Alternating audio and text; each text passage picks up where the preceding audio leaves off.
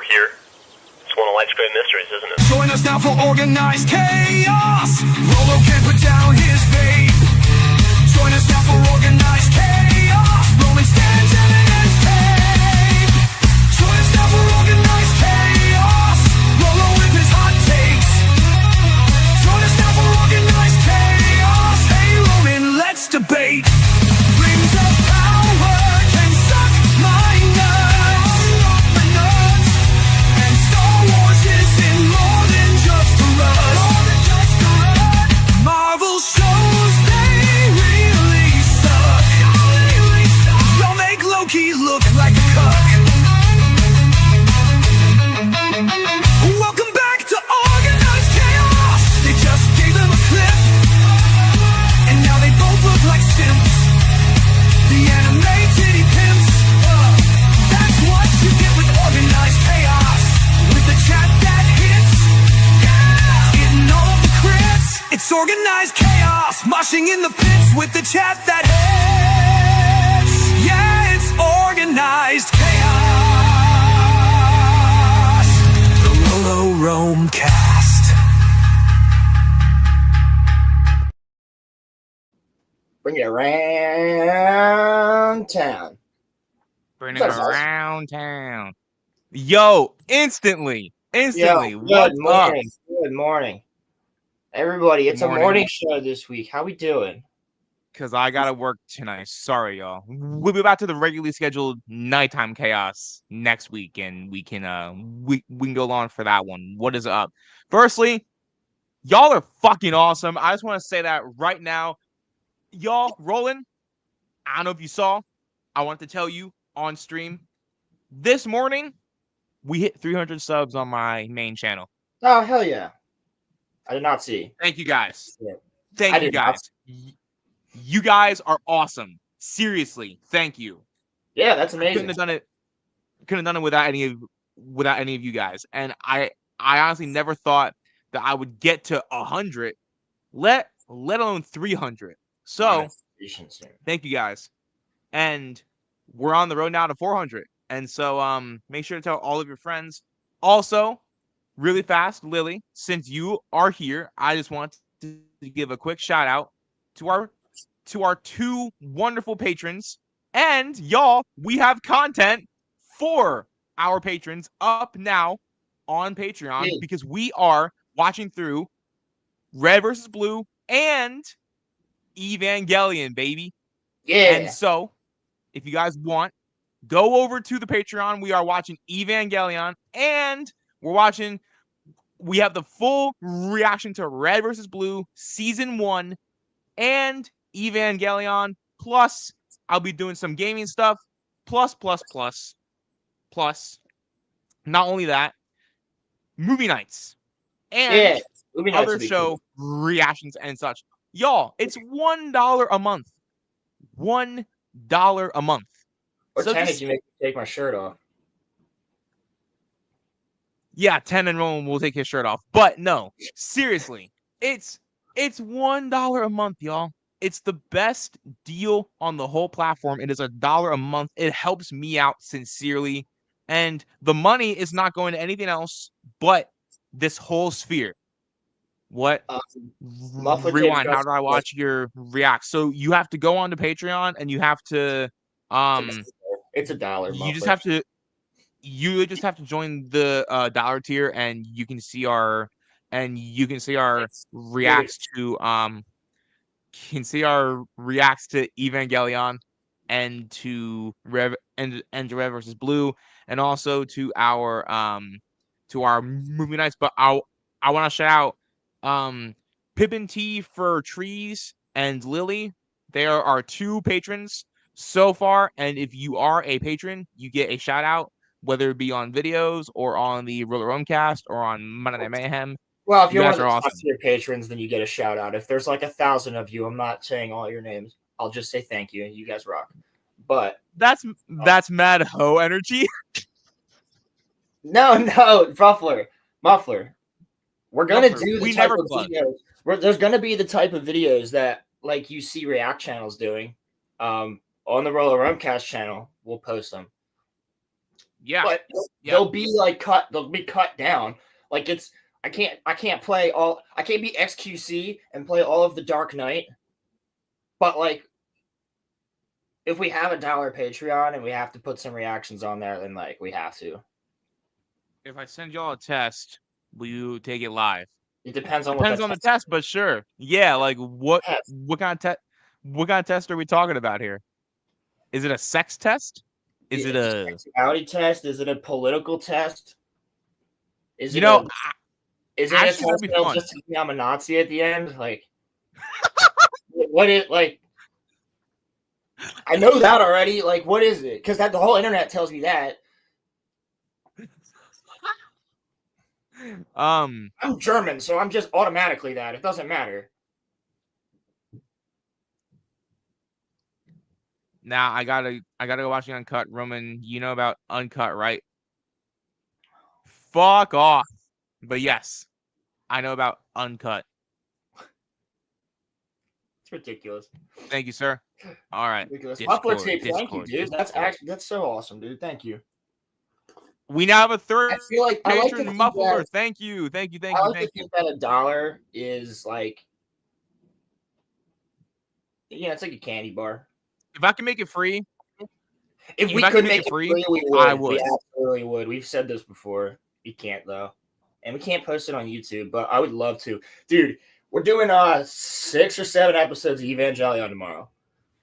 Recording. Roman and I are both off, so we're just gonna. Are you fucking serious, Pilgrim? No, so it's not that I'm off, but I'll have more time. Like okay, we can just do it from 5 to 9. Pilgrim, we're not taking a race purity test. We are not fucking doing that. I knew it was that. I knew it was that. I knew it was that. I knew we are not taking a race purity test. That's not no. I value my channel too much. I just hit 300 subs. We are not doing that shit. I worked for too long to get to 300 subs. Listen, all I know is that Sydney Sweeney has great genes, and I think we can all agree on that. Nah, she's got a great ass in jeans. She looks great in jeans. Oh, yo, Muffler tape, and I guess Cammy too, but also Great Pilgrim since you're here. Yeah, look at what I got. It's the shards. Right, the shards of Narsil. Hell yeah. Right, boys? And then I got Tolkien's symbol right here. Tolkien's signature. Hell yeah, dude. He killed it. He did both of those for $250 yesterday. I'm trying not to have Rolo venture into his dark side. But he's working on here. I'll show you guys for give me 1 second. He gave me one of his art pieces. Go and subscribe, or not subscribe. Go and follow George Barrett Art on Instagram. He's followed by Rolo Films. This is him. So you see how he does skulls and shit like that? I mean, you see his skull on my arm here for the skeleton, for the pirate. But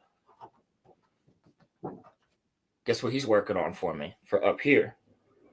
It's going to go kind of around this and be the whole shoulder piece. The Balrog of Morgoth. Oh, that's hype. That's hype. Yeah. That's hype. Yeah. And dude, that's hype. So the other tattoo artist that's there, Willie, Willie does. You guys have seen Sean's sleeve when he's come on the show. Willie does phenomenal traditional like Chinese or Japanese like artwork and shit like that. He's great at everything else too, but he's like phenomenal at that. And I showed him a picture of Ichigo Kurosaki's hollow form yesterday or 2 days ago. Like his full hollow form, like Vasto Lorde, when he's got the fucking horns and like the long ass hair and the big fucking hole, and he's all white, looks demonic as fuck. And I was like, Mhm. yo, if I showed you something like this, because you're really good at drawing like Oni masks and stuff, like, could you do this as a sleeve? He goes, oh, that's Bleach. And I was like, yeah, you know Bleach? And he goes, I fucking love Bleach. He goes, I'll do it. 100% I'll do it. Your whole leg looks sick. And I was like, all right. So he's going to do a fucking leg panel tattoo for me on the, basically from the knee down. But Cammy, that's not happening. Not the knee. But from like, you know, my shin. Actually, Cammy, I'll tell you what. I'll do it if you pay for the whole thing. No. I'll do it if you pay for it. No, you fucking won't. Because I can get that tattoo done for you for $50. You will not. $50? That's cheap as fuck. Yes. Is it? Somebody has to just draw a penis, dude. That's so easy.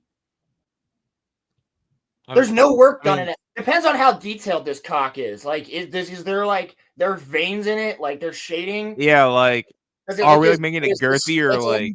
Does it look as good as this octopus? Like, is it like hardcore detailed? Yeah, like because if it is, there then gonna that's be expensive. is there gonna be like a piercing in the tip or something? Like you know, is it like gonna be like what? What, fam? Nothing. I won't judge. I know I'm somebody. rubbing peanut butter on my cock. Like, hey, bro, don't. I've super detailed and it's black. Fuck me. Yo, muffler tape said ladder or bust, and I think I know what he's referring to when he says ladder.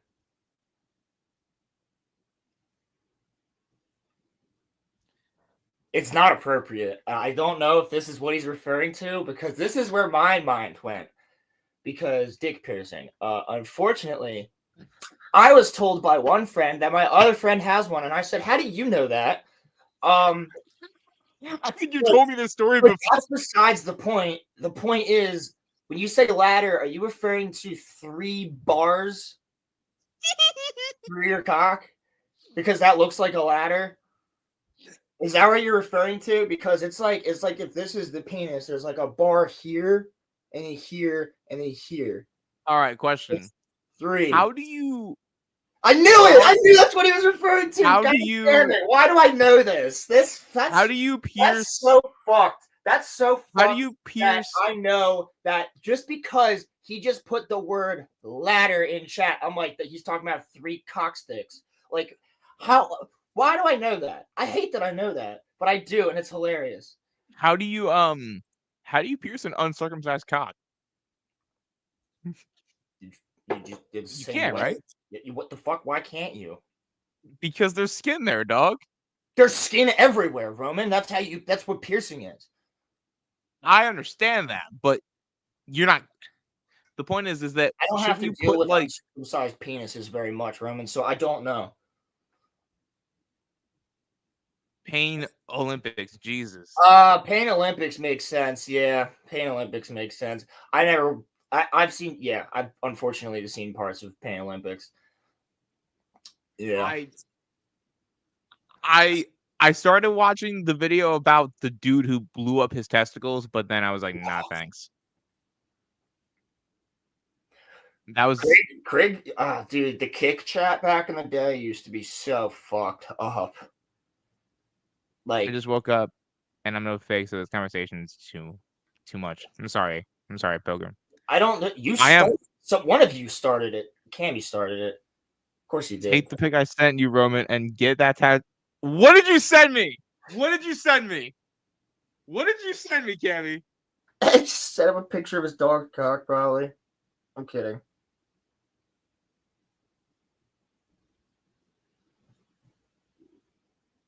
Cammy. Oh, you mean the pic that you sent me like a couple of weeks back on Monday Night Mayhem? Kimmy, I'm not getting your fucking dog, your dog's dick tatted on my arm. That's not happening, okay? That's not gonna happen. Why would I? Because people would look at me so fucking weirdly. I'm not taking Rolo, take the. All right, Pilgrim. No, We'll take no, we'll Roman. take the test for $100. Roman, I can't. On No, we can't take a eugenics test, Roman. We can't do that. what? Oh, Score your racism. Score your racism. Dude, I got a higher score. Oh shit, man! I only got a 30%. What the fuck? That's the test you have to take to get into Kanye's group. It's like Oh man, I thought I'd be higher. Shit. it's not eugenics, it's seeing how racist you are. That's the whole fucking point. Yeah. Oh my god. And I've Pilgrim, give us another test. been We'll take called, one. no, don't. I've been called. I'm 2 out of the 3. My bloodline is 2 out of the 3 fucking Axis powers. Everybody makes jokes about me. As soon as We're people not figured it out, racist. as soon as like when we did a class in what 6th grade. This was even before all the woke bullshit. In like 6th grade, our history teacher or social studies teacher actually was like, "Hey kids, you guys are all gonna go on this website and you're gonna ask your mom about this, and it's gonna tell you like what your main like. It's not like it wasn't like a ancestry thing, but it told you like what your main fucking parts were, right?" And we talked about them, so everybody was like, "You German fucking Nazi!" Like as soon as I was like 75% German, everybody in class was doing the fucking yeah. I'm reading this test. We're not doing this shit. So I took that. We're not I we're took not that doing this fucking shit. class. Yeah. So I've been. We I already scored a 73. out of 100, dog? Come on, that's terrible. That's a C minus, bro. I gotta be honest with you. Well, yeah, if you're grading it on like a school curve, it's like a C minus, but like 73 out of 100 racist questions, dog. Like some of these are fucking crazy. Are you actually looking at it right now? Yes, bro, I'm looking at the fucking test because I am seeing if there's anything that we could possibly do, and we cannot do this. I was gonna say, there's no way. This is definitely No. This is some fucking woke shit too. You know that that's why they're doing it. Like you know that they put like their shit. The fact that that shit fucking exists. No, it says this is not a bucket list. Completion of all items on this test will likely result in angry liberals yelling at you. That already happens. That's what it. Well, that already happens to both of us, and neither one of us is a fucking conservative. Like, what the fuck? actually, it doesn't happen to me. I get more hate from conservative people, but It would have been higher. You literally get yelled at by liberals. We had people fucking bitching about our fucking takes on the Acolyte. Are you serious? The conservatives are mad at us for that. I'm also talking about like my political channels. Yes, because you have a lot of liberal takes on your political channel, but as soon as you have one that they don't agree with, you're fucking eaten by your own chat. Just like Hassan Parker, I've seen it. Hassan's a retard though, so there's like a difference there. But yeah, we know that. Okay, he's like a real retard. But I've seen like literally somebody in his chat be like, "Yeah, but this doesn't make any sense," and it'll be like, "Haha, you had 22 months and you paid $10, banned." I mean, like this is funny, but like we cannot we cannot do this. We can't. It's funny, but we can't. Roland, I'll send it to you, and then you can, and then you can like thumb over it. We cannot do this test. I can't take it, dude. Hold on. Now people are gonna click this and be like, "Why won't you take it? Why won't you take it?" Yeah, because we can't. Because we literally can't. You know what? I'll tell you this right now. Work in retail for a long time. Work with people for a long time. You end up hating all of them so equally. So it doesn't matter, right? Because I just dislike people for the most part. Like I'm kidding. Yeah. I don't. I love people. I love you guys. I'm being cynical. It's a fucking joke. But I will tell you that White people Wait, clap. wait, wait, wait. White people clap when a plane lands. That's fucking true. And I'll tell you, there's some stereotypes out there that are there for a reason. Pilgrim, when you said I haven't met an Indian, both species, they're people. They're not species. They're Well, people. races, we just have a different word for it, but race, technically, it's not like a different race of fucking python, right? But we call it a morph or a different species, right? So technically speaking, that's all the same fucking word. But he's talking about Native Americans. I don't know how you've never met a Native American. They're cool as shit. They're probably some of the coolest people you'll fucking meet. And you live out west, so that's weird that you haven't met one. No, but right? Especially if you meet where he's you gotta meet like a guy like It's a Gundam. Like he's a Native American. Like they're based. They're just all based usually. Not now because of all the fucking woke shit. They were, or they probably still are, most of them. But how have you never met an actual Indian person? Like from India? How's that never happened? There's no Indian people in Oregon? Come on, Pilgrim. I'm surrounded by them. They're everywhere in PA. We have everybody here because of Philly, I guess. Like there is I don't think there's a race I haven't met. I try to avoid colors. What the fuck is wrong with you? He's fucking memeing. I don't know if he is, because he said on stream before that he actually well, okay. I don't know if there's really no people from India here in Oregon. What the fuck? What? That's really interesting. That's weird. Well, West Coast, I mean, it's farther. Here's the other thing though. Tons of Asians on the West Coast. But Indians are Asian. No, they're not. They're from India. Oh wait, yeah, I'm retarded. But for once, I'm actually right. Wait.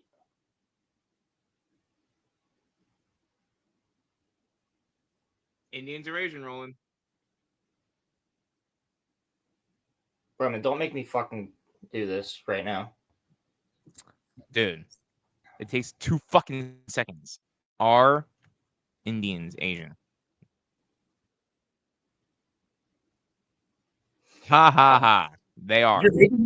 You're making me double question life right now. Why? Because I'm like, yes, they are. And now I'm like, are they now? I don't know, dude. I'm out of it. I'm so out of it. I've not been doing it. Wow, you guys just both doxed the fuck out of yourselves. Roland's got the leg, but y'all. Oh, Jesus. Anyway. Interesting how demographics work. Because there's like everybody here. Like I said, as customer base, I have Puerto Rican, Dominican, Mexican, Ukrainian, Russian, American white and black, obviously, Jamaican, African, Chinese, Japanese, Korean, and then like tons of mixed people, like ourselves, like melting pot people, like just American. So I get because we're the biggest fucking fish store in, honestly, one of in the country. So like people come from states and states away. I get New Yorkers all the time. So it's like I see literally every race, and I will tell you. Everybody sucks the same, dude. There is reasons for everybody. When you come in with your family at 6:50 and we close at 7, doesn't matter what color you are, you're a cocksucker. Like, it doesn't matter. Doesn't matter where you're from. Doesn't matter where you're from. You're a cocksucker anyway. Aw, Pilgrim and Lily are hitting it off in chat. How cute. Aw. Yeah, that's cool. Aw. You guys can watch The Lord of the Rings together. It'd be cute. Watch Lord of the Rings together and not see any Indian people for some reason. Dude, that one's actually kind of shocking to me, especially it is with strange. how Yeah. So, what do you think is? What do you think is like? Before I look this up, what do you think is 25 the minutes to the show white? so far. What do you think is the whitest state in our whole country? Minnesota, I'm gonna. I'm gonna say. I'm gonna Wyoming. say South Dakota. Wow, What that is is the worst. whitest? That is the worst choice. You know why? Mm, That is literally the Badlands, bro. That is the Native Americans' fucking homeland. Like, dog, it's Maine. It's fucking Maine. that makes sense too. It's West Virginia and Maine. Pilgrim, what the fuck is wrong with you? This dirtiest Portland is you would think. Dude, stop, bro. No, that's just liberals. That's a liberal city, but Philly's the same way. That's a major city in any state right now, to be honest. It's disgusting. I see what he's saying. It's a fucking joke. Everybody makes that joke. Ice actually went to my manager's house. Not his house, but like his apartment complex, his like little cul-de-sac U thingy, wherever. Cul-de-sac's the wrong word. But they weren't there for any Spanish people. They were there for like Indian people that were illegal. Yeah, Which they're was taking like, everybody. yeah, they're taking everybody. Apparently, I think if you're white, you're still like it doesn't matter. Well, They're yeah, taking everyone. Maybe that's why there's no Indians in Oregon. The Oh my God, Roman! We got to the bottom of it. the fucking Twilight Zone theme plays. No no no no no no no no. I will tell you, I've seen every type of person on the news getting deported except for Asian people. What does that mean? I don't know. It's just correlation I've noticed. I've seen a black guy on the news. I've seen a white guy on the news. I've seen Indian guys. I've seen Spanish people. I've seen Ukrainian people. I have not seen a Chinese guy or a Japanese guy or a Korean guy. That has to correlate for something, doesn't it? I think they're all like just most of them came here during World War II. So fine, fine. I'll take it off screen. I'll take it off stream. I'll take it off screen. I'll take it off screen right now. Okay. Roman can take it. What the fuck? What the fuck is that first question? I don't know. You've DoorDashed a meal during a heavy snowstorm? How the fuck is that racist? Wait, how the fuck is that racist? Wait, you DoorDashed what? You've DoorDashed a meal during a heavy snowstorm. How? So if I click that, does that add to my race shit? Yeah, I've done that before. I know. That's just asshole. God damn it! Yes, it does. Because most DoorDashers are foreign people, Roman. So you're a dickhead because you're making them go out in a dangerous snowstorm.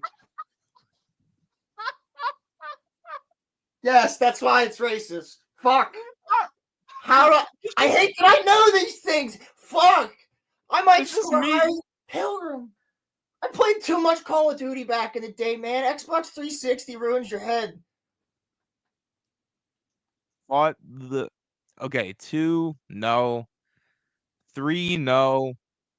Dude, what if Roman is like a score 99? He's like, yeah, I've DoorDashed in the snow before. 4, honestly, yes.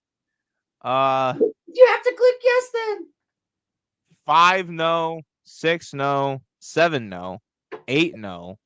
9, no. 10, no. 11, yes. 12, no. 13, no.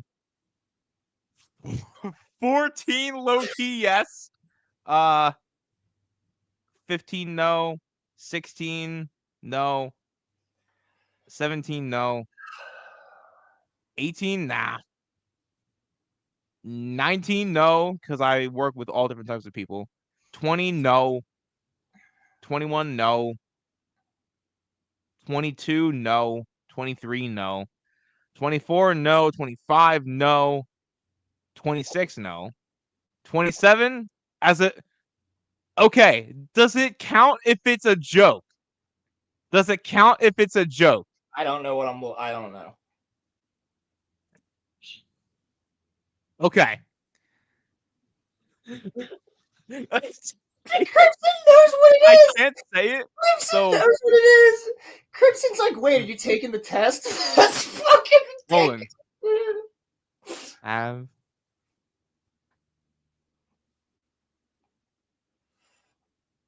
Oh my god, Crimson's the one who sent the test. Of course. of course it was you, No. Crimson.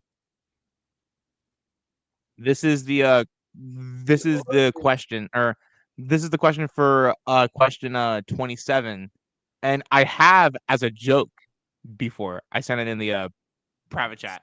I have as a joke before, but not like meaning it. I've done it as a I've done it as a joke. But if I've done it as a joke, Yeah, does that count? Is it no, here's the question. Is it a random person or is it like Brock? Because if it's Brock, I do that all the time. Yo, bro, you want one? Like, yeah, it was Brock. I offered it to Brock. You know what? I'm gonna fucking count it. Fuck it. yeah, it's yes, it's still yes, but like it's not racist. Okay, let's see. 28 no, 29 no, 30 no, 31 no, 32 no, 33 no, 34 no, 35 no, 36 no, 37 no. What the fuck is that one? 38 no, 39 no, 40 no. I don't even know what that means. 41 no, 42 hell no. 43 yeah. Yep. 44 no, 45 no. All right, I don't want to start seeing fucking numbers in chat because it's just gonna be like, wow, their chat is just all racists. 46 no. 47 I know you guys are no. gonna try and get high scores on it, you fucks. 48 I did, so I'm not gonna post that. 49 no. 50 I disagree with that one, so no. 51 by accident, so I guess yes. I didn't mean to do it, so yeah. 52 no. 53 no. 54 no. 55 no. 56 no, because I'm not a fucking asshole. 57 no. 58 no. 59 no. 60 I don't know what the fuck that means. 61 again, I don't know what that's trying to imply. 62 no. 63 never. Holy fuck, yo. 64 no, definitely not. 65 no. 66 no. 67 no. 68 no. This is insane. 69 no. I'm surprised YouTube hasn't even taken the stream down. 70 yes, but as a kid, there's nothing wrong about doing this, but it is very fucking uncouth. 71 no. 72 no. 73 no. 74 no. 75 no. 76 no. 77 no. 78 no. 79 definitely not. I don't vote for a fucking pedophile enabler, so no. 80 no. Dude, everybody's on a lunch break right now. Look, chat just shot up in viewership. 82 no. 83 no. 84 no. 85 no. Crimson, I know Crimson, but YouTube doesn't know that. It is a joke racism test. Yes. It's all racist. 86 no. 87 no. 88 no. 89 no. 90 no. 91 no. 92 no. 93 no. 94 no. 95 no. 96 no. 97 no. 98 no. 99 no. 100 yes. Okay. Calculate my score. Is 100 just like, are you racist? Calculate my score. I got a 9 out. I got a 9 out of 100. I got a 9, baby. I succeeded. I got a 9. Yo, get a Philly steak. But you're in Illinois, so it's not gonna be like authentic. Ooh. About to get Taco Bell. I don't know. That's a good question. Taco Bell doesn't sound too bad. I go for Boohoo Blue Baja Blast right now. But a Baja Blast would make me nut right now, bro. Blah. Like it's. I'm about to go get Taco Bell. Rolo, do it. No, Rolo, you can if you want to, but I'm not gonna I will make do you. it. I just did I'll it do for my own time. I'll text you my in score. time. I'll text you my score, Pilgrim. I'm not doing it on stream. I mean, fuck it, man. Like it's. I just did that for clip farming because I'm gonna put Roman takes the racism pure. I'm gonna put it like Roman takes the racism purity test in a clip. So, Dude, if I knew the answer to number one before you even finished the fucking sentence, dude, this is not gonna be good. Like, I know I'm not actually racist. I'm making jokes. Fuck. Jesus. YouTube, okay? Be careful. but like that's You not put even a the, racist thing. It's like no, but you put the that's fucking just an asshole thing. It's just yeah, an but asshole thing. yes, but I knew why it was racist. Yeah, but like we needs it.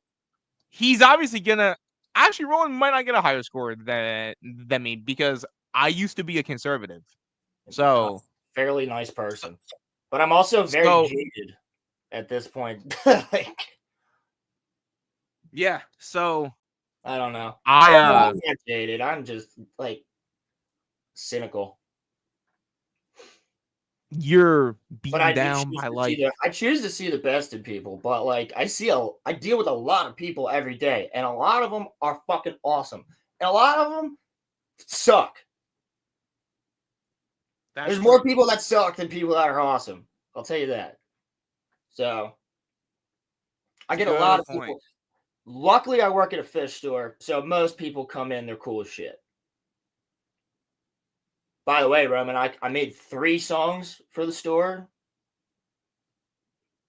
Yeah. So Everyone go and check out Rolo Radio. yeah, Rolo_radio on SoundCloud. It's all free music that you guys can use for streaming. I have Rolling. 3 songs that I just dropped. One's called The Fellowship, one is called Two Towers, and the other one is called Return of the King, and it is a rock rap style little mixtape of I wrote the lyrics, and then what I did was I put it through the AI to sing it, but I also put it through like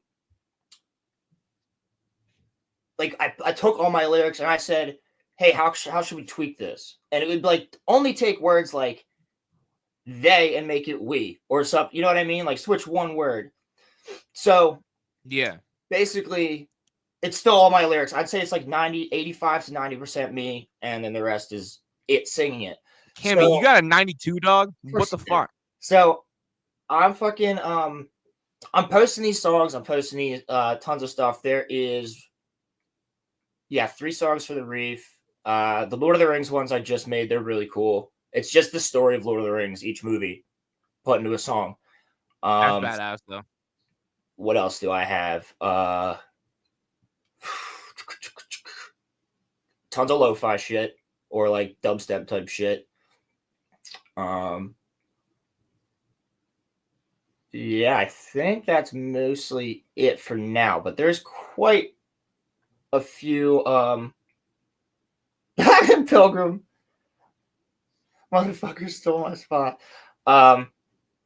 You see what I mean? There were trick questions, man. No, yeah, so go to Rolo_radio if you guys want some free music. You can post it. You can. All I ask is that if you do play it, just give me a shout out. That's it. Roland, So more people can see I was it. also gonna tell you, I was gonna tell you, if you go on to DistroKid, you can put it onto all platforms if you want to. Yeah, I gotta get into that, but for now, it's easy. SoundCloud is free. You can go on to Google and just search it and go on there. You can screen record the song if you want to and play it behind your stream if you want to. Oh, hey guys, be back in a minute. That's why I did the lo-fi ones. Because a lot of people like to play lo-fi for like their intros or their countdowns or their outros and stuff like that. So it's a song that I won't copyright you for. So there you go. Cammy, why are you trying to teach Pilgrim to be a better racist? What the fuck is wrong with you guys? You gotta stop this conversation in chat, seriously, because YouTube's gonna get mad. I know you guys are fucking around, but I'm not. YouTube's actually gonna fucking get mad. Yeah, and you want to know why? It's all because of this fat fuck right here. Yes, my mother twitted my fucking tipples. Because of Tipples the fucking clown, because of him, we can't fucking that fat fuck. YouTube's already at it. Oh, dude, wait, Roman, I have to email you right now. I have 2 new clips. I have 2 new clips that I have to email you. My man. Through hate, we love. That is the most backwards bullshit I've ever heard in my fucking life. That is so not true at all. Through hate, we love. All right, Adolf. That's something that Kanye West would say. Yo, so here's an interesting question that was posed to me through EFAP, an old EFAP the other day that I was listening to at work. So Cammy, thank you for watching, brother. All right, Cammy, I'll talk to you later, brother. Give my best to the family. If you had a clone of a 6-inch tall Hitler, what would you do with it? Oh, I would break him in half. Yeah, but he's a clone. Yeah. It's not Adolf. It is, but it's not. So? Well, why is it? That doesn't make him. He's. What if you just gave him a little easel and paintbrush and just let him do his thing? But if he's not the same dude, like, look, I'm not taking that risk, homie. Roman, I'm not taking that risk. Yeah, bro, Roman, like Captain Rex isn't Jango Fett, bro. Like, that's why it's an interesting question that was posed. I was like, what would you do? Would you keep him alive? Well, I feel like would you be able to? I feel like he'd be funny. Like, does he speak German? Can I just keep him there? And he's just like, Ita icy Dita! But it's like super fucking like like that'd be fucking hilarious. You know what? I'll tell you what. He'd be such a non-threat. He'd be such a non-threat, even if he was the same. It would just be fun. Keep him in a little box. It'd be guys, look. You open it. He's like, "Hi, Stocking," and then you close it back. I'll tell you what. I'll keep him alive if he gets us the Epstein files. I'll keep him alive if he were to get us the Epstein files. Here's the thing. What if you weaponized his autism, right? Because he's super fucking smart. He's just crazy. So what if you weaponize that to make him do good, right? But here's the thing. You know that there'd be a group, right? There'd be a group that's trying to get him, right? They'd be trying to get him. Both sides would be trying to get him. And like one of them, right? One of them would be like, we have this little fucking set, right? This little set that's set up for a 6-inch little Hitler. And we're going to put him there. We're going to force him to say all this stuff. And it'll be like, Hitler's back, Fourth Reich. You know that people they'd be trying to get him. So you'd have to not let him get him. Kanye would start it. Dude, this is a premise for a fucking manga. I'm serious. 6-inch Hitler. Wait. What's a manga title for it? Like, there's an anime yes, I know. What? I fuck? know. What? Yes, what? I know. Yes, I know. Crips and I talked about this. No fucking way. What? Talk to you later. Dude. So here's the manga premise, right? It's what can we call it? Like a 6-inch Adolf got dropped in my lap, so now we're trying to save the world. That's a really long title, but Yeah, but so is my dear friend, whatever the fuck. You how know, about Adolf's 6 inches? no, that sounds way worse. Adolf's of reincarnation. I think that's actually what it's called. Crimson, the manga he's talking about. But dude, it's a whole fucking manga premise. Why? Interesting theological question. It reminds me of the trolley problem. They should put that into the trolley problem. They should update Put that Hitler shit and into the trolley problem. I think we can do that easily. A clone of Hitler is on track 1, and but he's next to an old lady, or not an old lady. He's next to like I don't know who's a really good person that everybody likes. Not many of those. Okay. Keanu Reeves. Okay. Keanu Reeves. Keanu Reeves and Hitler are stuck on a track on one side, and on the next side is fuck,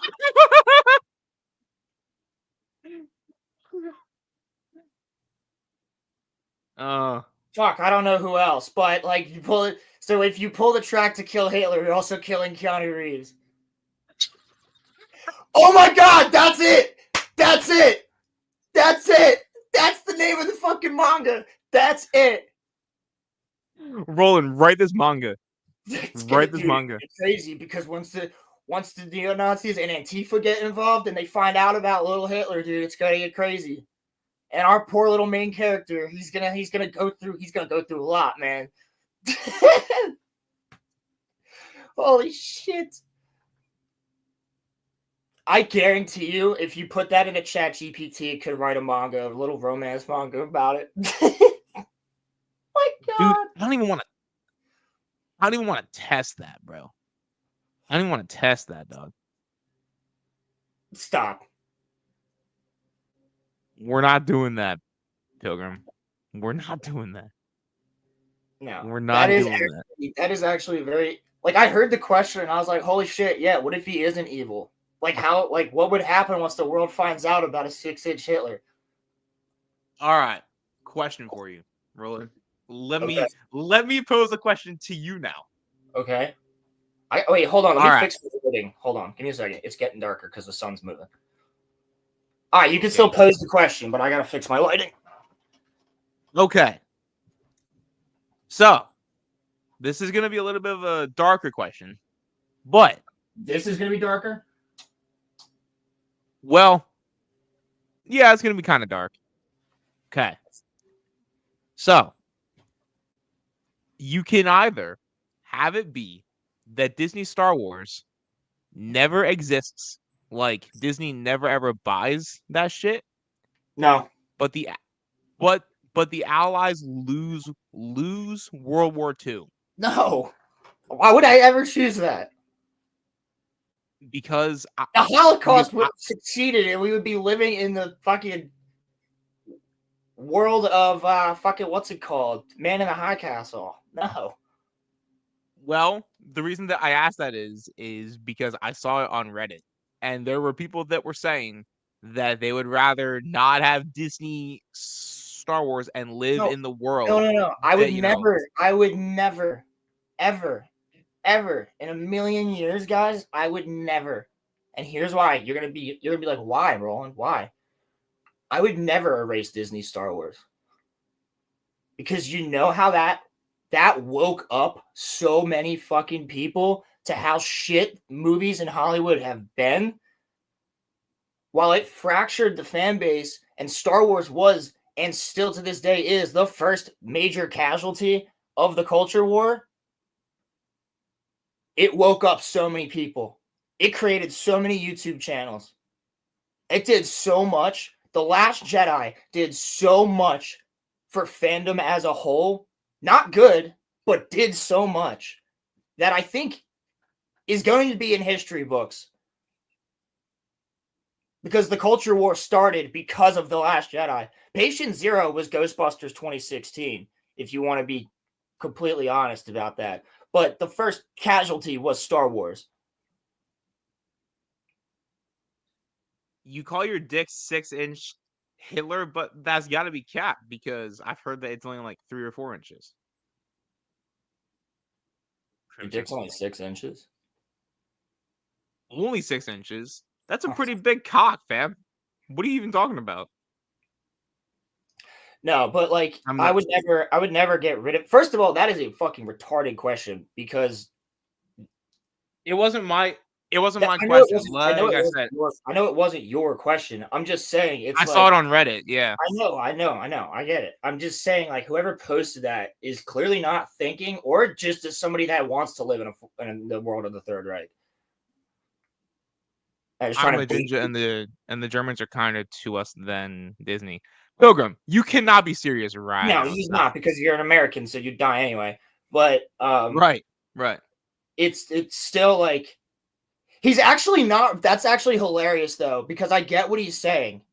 Because Ginger side's real. They've fucking changed every character from a ginger into someone else. They do it with a lot of characters and a lot of things. Mary Jane, they made her black. Like, you know what I'm saying? Like, there's ginger kids ginger characters. There's other examples of this, and that's why Ginger side has become a word. But anyway, I think that I would never erase Disney Star Wars from existing. First of all, we wouldn't get Andor, and I think Andor is the best Star Wars show that has ever been made. I think it's better written than Clone Wars. That's for sure. I think I like it more than Clone Wars at this point. Better than 03 Clone Wars even? No, that writing wise, fuck yeah. But like fun Star Wars action packed wise, no. That's just like a collection of fun Star Wars fights, though.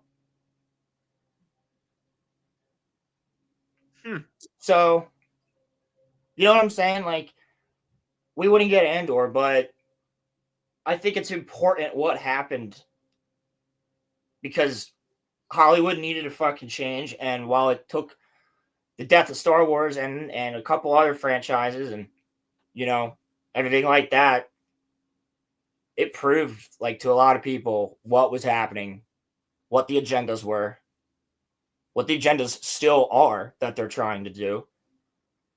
So I have no problem with Disney Star Wars existing now, because I think at the end of the day, while it's important that it woke everybody up and things like that, you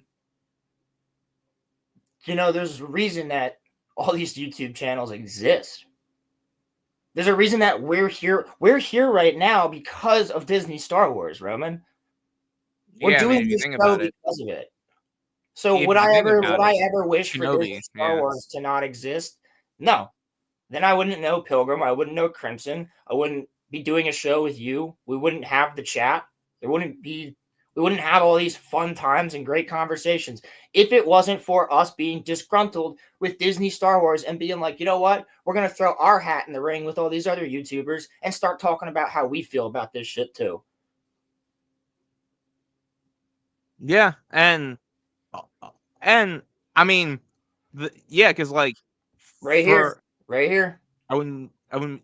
Yeah, I mean, and he doesn't even run a Star Wars channel. He runs a fucking anime channel and manga channel. By the way, subscribe to Crimson Law. But like, that's the thing, dude. None of us would be here if it wasn't for Disney Star Wars. None of our main squad of fellow YouTubers and editors and everybody we met in the Hangar Bay wouldn't be here. Drunk either way.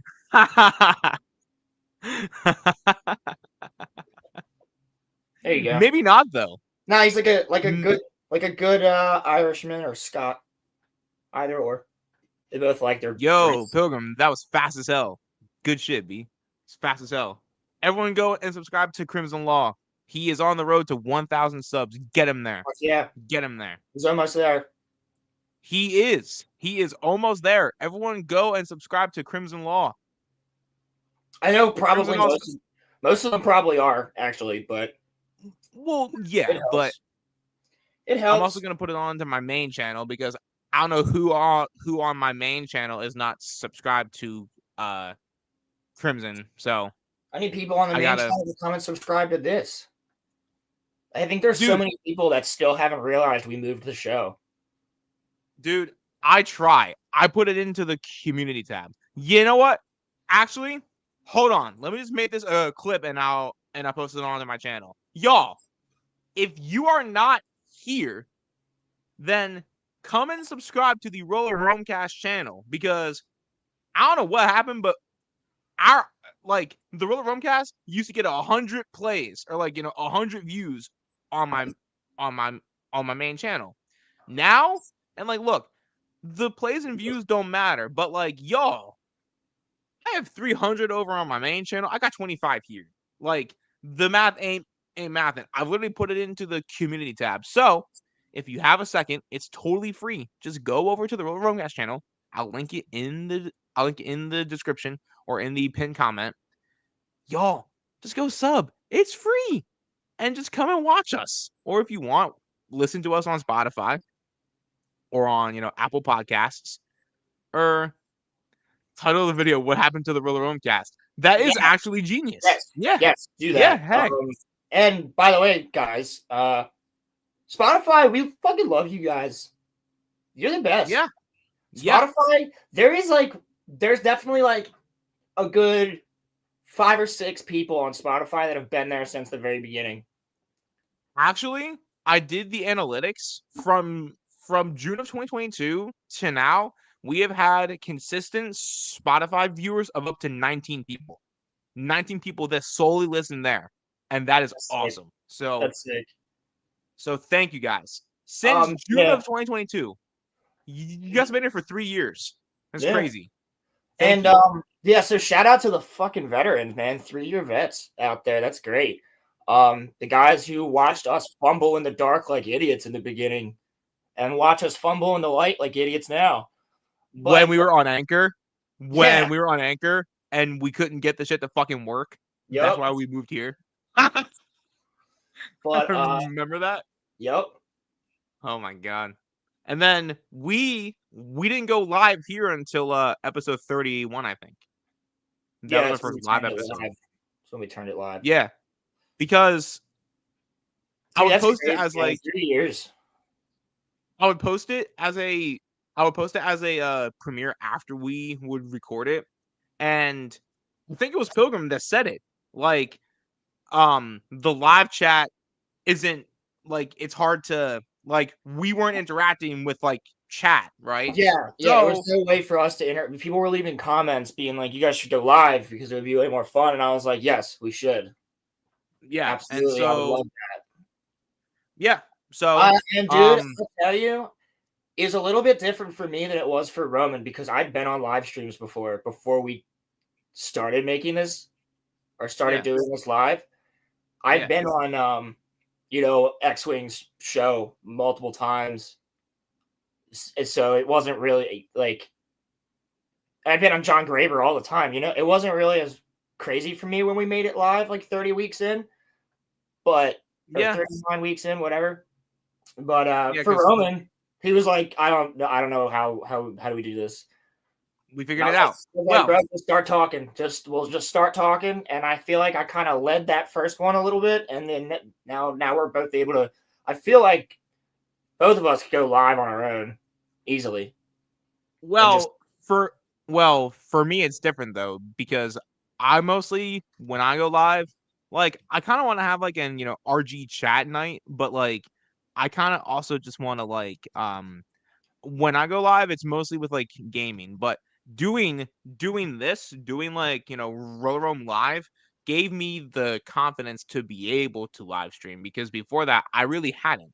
So Yeah, now that I have the not even knowledge, but the experience of being live for 2 years out of our 3 years of our podcast, it makes it a lot easier for me to be able to have the confidence that I can go live and I can play and I can play games. But would y'all if I did a stream on like the main channel, just like RG Chat Night or something, like would y'all even like come by? Because like Oh, it'd be like I've been thinking Theory about doing Talks, that, right? It'd be like Theory Talks when Star Wars kind of Theories like go that, yeah. to But like people. we just vibing like we just like talk about like Dude, yeah. superheroes and like movies and gaming and shit like that. Well, But yeah, like you do that, but like one of the things that I think is so beautiful. Have you ever watched Theory Talks? I've watched a few. Didn't he used to do them with Mauler? No, that's a different show. That was fucking phenomenal. That was a Stargrift. That was him, Ryan Kennel, Oh, and oh my god, that was my favorite show when they were going over the Acolyte, and it was Mauler, Ryan, and Theory, dude. That was my favorite live stream that Star Wars Theory's ever like crew that he's ever put together, because they were all fucking big nerds of Star Wars, and they all had differing opinions, but they were all friends. It was so fucking good, and they say they'll do it for like big events and big shows and stuff like that. But yeah. Theory Talks is probably one of my favorite things that he's done, because it evolved into almost like a therapy session sometimes, where like people will go into chat and be like, man, Theory, this is what I'm dealing with. And like, you've been through so much in your life. Like, how do you feel about like this situation? And like, he would just talk to people sometimes. And sometimes it's talking about cool shit. Sometimes it's like, bro, like I'm dealing with this with my girlfriend. Like, what do you got any idea what like I should do? Like it's just interesting shit. I never really asked any questions, but I was like, it's pretty cool. And other nights it's just like, yo, let's watch some Star Wars fan films and shout them out. Go Yeah. subscribe to the channel Yeah. who's making these cool films. Like watch like one film from each channel. You know what I mean? Just see what they're like. So like it's cool shit. By the way, Pilgrim, that's a fucking phenomenal title. I have to say that again. That's actually what I'm gonna use for it, and I'm just gonna clip that like little bit because genuinely, like I I think I I think think a lot of people from our school missed it. Like I I think they think missed it. people They'll see it now because we put like I'll post clips of it and shit, but I don't think people realize it's still on YouTube. I think they think it's on like a different platform or something. because when we first started, I promoted the hell out of it being on like Spotify, but I didn't really promote it when we like got it onto YouTube because I thought that everyone that like was on my YouTube already knew that it was coming to the YouTube. Right. So Right. So, but the thing is that being in this space for as long as I have, I realized that you cannot really assume things. And I also figured that posting posting into the community tab, not everyone reads the community tab. So I think Yes. I'm just gonna And also, but you should post it everywhere. But also, if you post like an Instagram story, and I've noticed this, right? Because I post from the Rolo Films channel on I guess not channel page on Instagram. Whenever I post one of my edits, like one of my little anime edits, that goes on my story. And I've realized that the most views you'll get is if you post on your story at like 2 a.m. It stays up for 24 hours. So when people wake up in the morning yeah. and they're scrolling through the stories, it's there. Yeah. And that got me like the most views between like 2 a.m. and 3 a.m. because then everybody would wake up. It would stay up for 24 hours. So then the late nighters the next night would see it too. I could schedule a post to drop at like 2 a.m.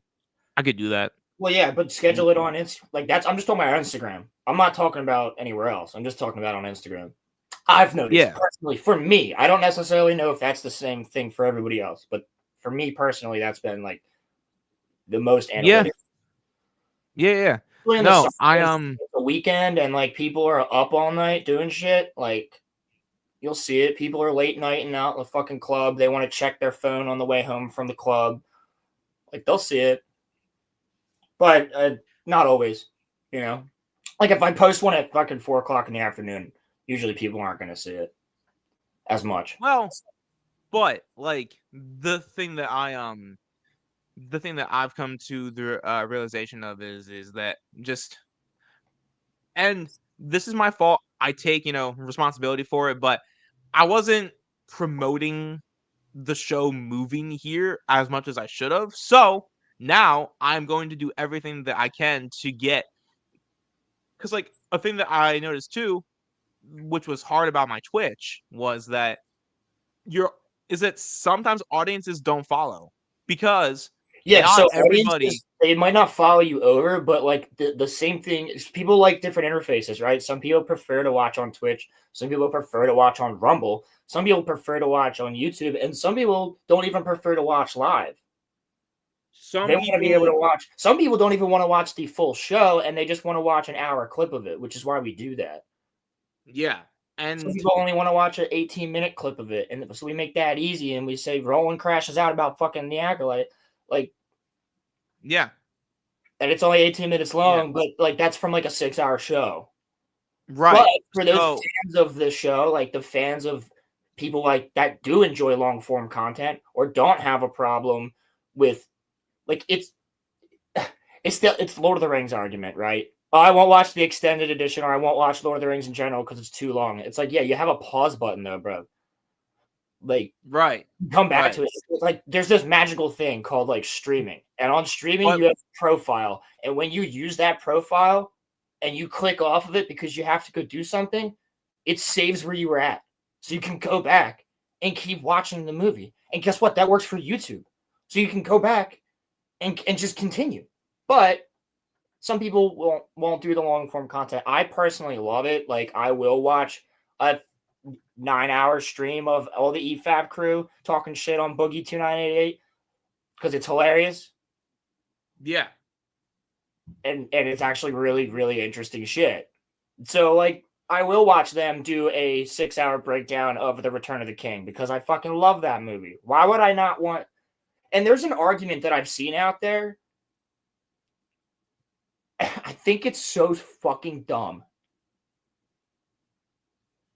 Like people will argue that like from Mahler specifically, right? Because he and it would apply to us too, right? Because we've spent hours and hours and hours talking about an episode of one episode of a Star Wars show, right? mm-hmm, And that's just yeah, one episode that might only be like 26 minutes, but it takes us 3 hours to talk about it.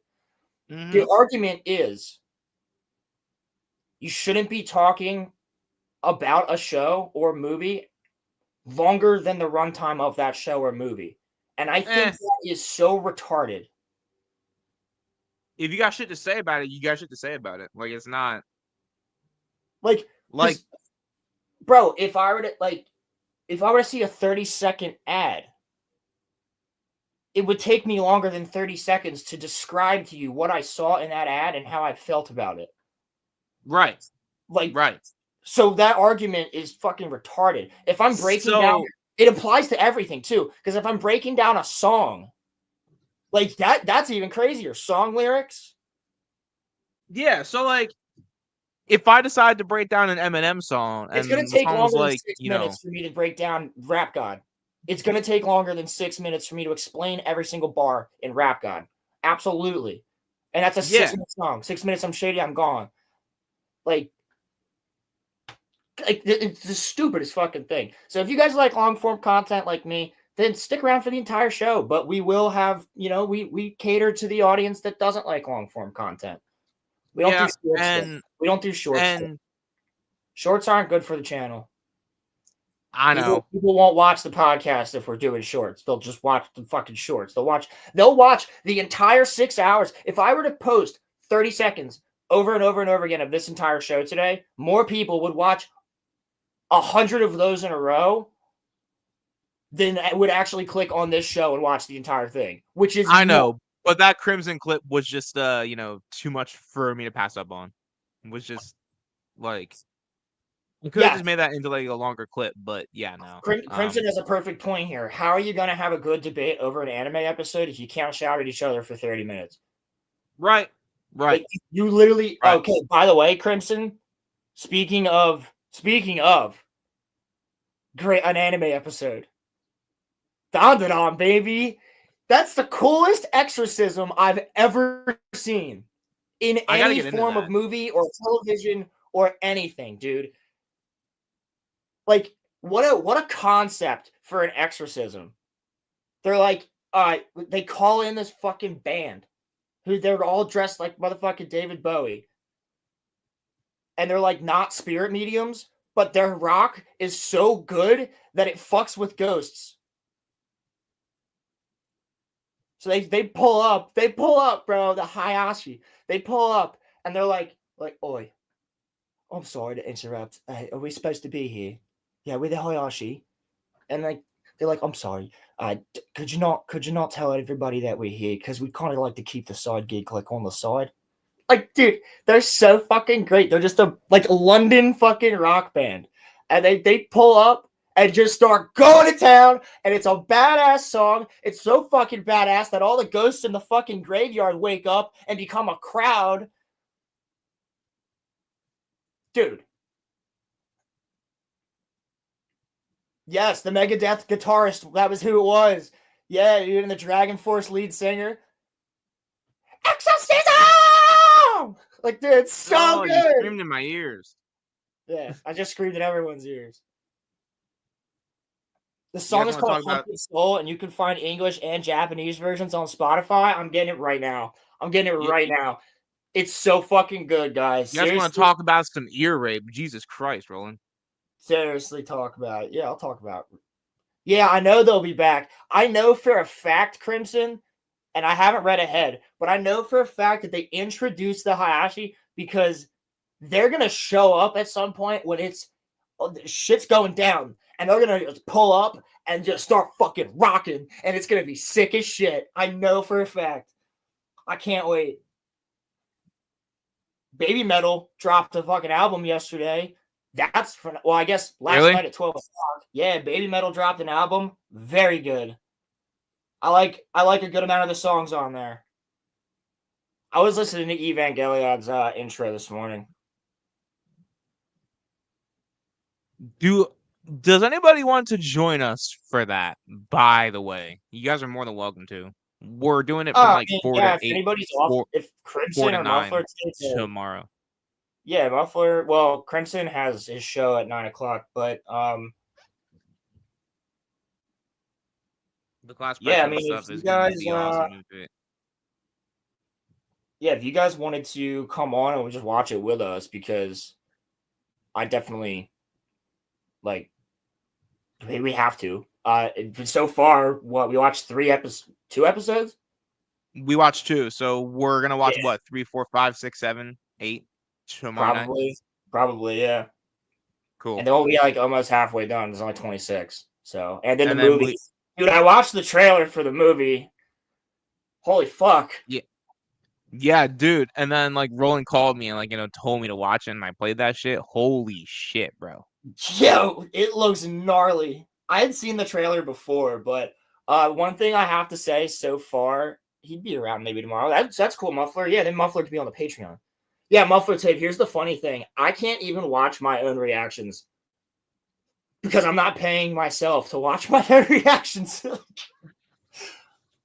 I have to get access to the Patreon account, but whatever. So we'll do that later. I don't care that much. But what I do want to say about Evangelion, I have to say, Muffler Tape, I think you guys, Muffler and Crimson, you guys have seen Evangelion before, right?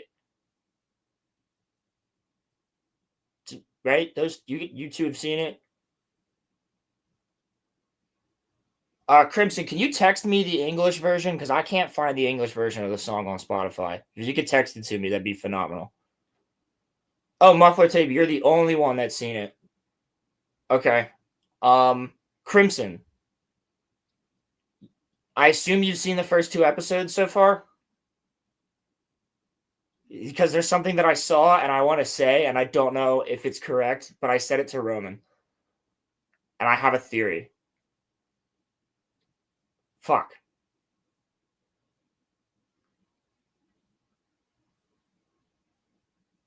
Do you have a theory?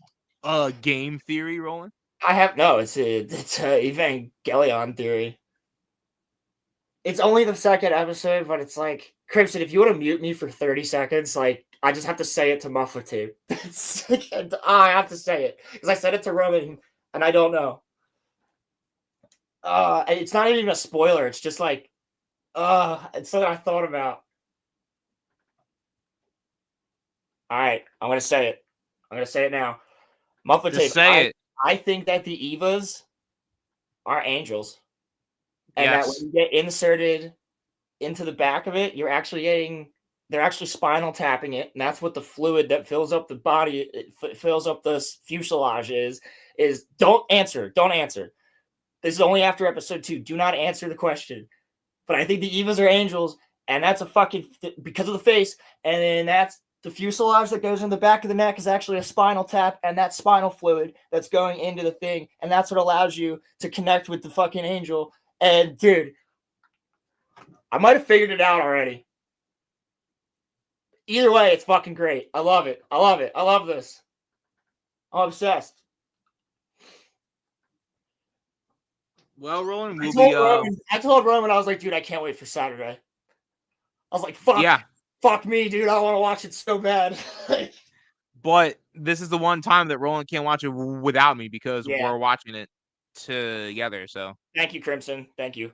He just sent me the song. and I am also going to clip out the best parts of our reaction. If we don't get cut, I'm going to post it onto YouTube.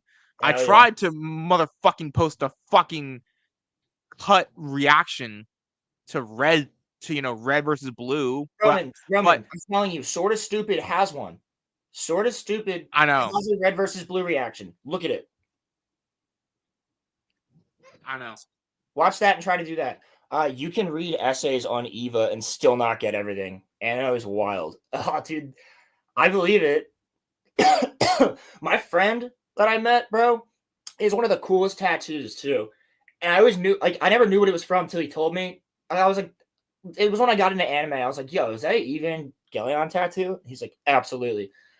It's on the center of his chest, and it's the shot from the trailer for the movie where Unit 1 is like there with all the fucking like spiderweb lightning coming out of its back. Like that one shot where it's like kind of like Jesus on the cross with all the fucking lightning coming out of its back. And it's on its fucking dude. It's on his chest in between his pecs. And it like spreads across his chest. It looks sick as fuck. I would look up a picture, but I don't want accidental spoilers, so I can't show it. I would look up a picture of what I'm talking about, but Roman, did you get the email I sent you? I did, but it's not letting me download that shit. So I have to send it through Discord then. No. Send it through text, and then I'll put the clips in on my phone. Okay. Thank you, dog. Appreciate you. Dude, it's crazy. I always look for RG, but in reality, I'm like, I should be looking for your name. Every time I go to text you, I almost type in RG every time. Because that's everything else. Everything else, you're RG on, but except my phone. Like in my contact. Yeah, we have 2 new clips, guys. One of them is an old YouTube classic that I think is needed. And the other one is a Dark Side Phil clip, which is just fucking hilarious. Because if we're gonna do oh dude, come on, for Halloween, when we do Low Halloween, someone has to be Phil. We can't do Low Halloween without Phil. We have to have somebody be Dark Side Phil. And just keep snorting and asking for money. Guys, it's not that much. I only need like $200. I only need come on, guys. Come on. Only $200 today, guys. We need 500. Come on. I have bills. I have bills. Dude, the cat. My cat is sick. Like there's got to be somebody who does Phil. Come on. I'm Keemstar, Roman's Boogie. Everybody else, all the other people, all the other guests, you guys all have to pick YouTubers. I would prefer you do Phil rather than Vosh. I mean, but Crimson could pull off Vosh though. Crimson could pull off. It doesn't really matter to me. Vosh is good. Vosh is good. Somebody, we'll figure this out. Somebody will be Phil. Daimyo can be Phil. Yeah, if we can get Daimyo to agree to pop on. Guys, I'm looking at flights. I think I'm gonna go hang out with Daimyo end of the month, maybe September. Hey. Do the podcast. So from are you? the crib. So are you not going to be around for fictionology then? I probably would be. I would. I would likely I would- fly out on a Thursday and spend a long weekend with them. Oh, so Kind are of we like talking? what Caleb and Jim did when they all hung out. But So I think that was at Jim's house. No, yeah, that's what are we talking the end of this month or the end of September? I'm working on figuring that out. Depends on the flights. Okay, because we got to finish Evangelion like soon. Well, I mean, we have to anyway. No. It But would literally, dude. There's Damio literally told me he's like, if the end of this month doesn't work, and then September or like the beginning of September, he goes, I have days that I can just put in for off. It's like I only need like 2 days off, and I can get days off at work whenever I need, as long as I let my boss know a month in advance. So I never ask for vacation time, so I have it, and it would only be 2 days off that I would need for like a Sunday and a Monday because I already have Fridays and Saturdays off. So I'd probably fly out on a Thursday night or probably Friday morning. No, maybe Thursday night. Fly out on a Thursday night. Donnie would pick me up from like Houston, probably. And then I'll be living the Texas life for a couple days. It's Recon Mission 1. yeah, Roland's looking to go and live in a Pride commune at some point soon. Fuck that. I would just go to Portland. Or LA if I wanted to do that. Why? Is there a Pride commune in Texas? Is that a thing? I don't know, man. Oh, I thought you were like referencing something serious. I was like, is that No, a like legitimate thing? no, but like I was just making a joke. I was just making No. a joke. There's southern states I'm looking at because of the environmental work that's down there, and the fact that I like certain housing markets. Because Well, that's all. buying a house in Pennsylvania that's like my size of my 3-bedroom house, That's all gonna change in a few months. probably, but that's why I'm keeping my eyes on everything. But anyway, Probably in. yeah, Probably you're in, right. probably Probably in in Austin. Austin, there probably is, but I think San Antonio is like a good area. It's more northern. I like it, but more woody area and stuff. But I wouldn't live in the city. I'd live outside for sure. But yeah, Texas has tons of environmental opportunities right now for work, especially with the farming and whatnot. Same thing with North and South Carolina, Virginia. I wouldn't do Virginia Oh though. Jesus! It's expensive as fuck to live in there. Georgia, Arkansas, Alabama,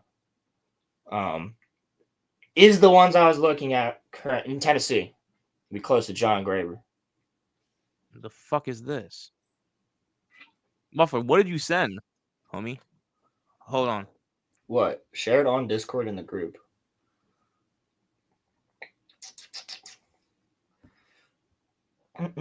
Jesus.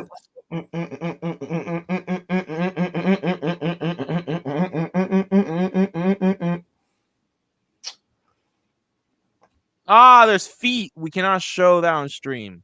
Unfortunately. Oh shit! I'm in. I was in the hangar bay last night. The fuck? Why did it bring me to the hangar bay first? Were you in the hangar bay? I wasn't talking in the hangar bay, but what is that? Oh my god! Is that Asuka?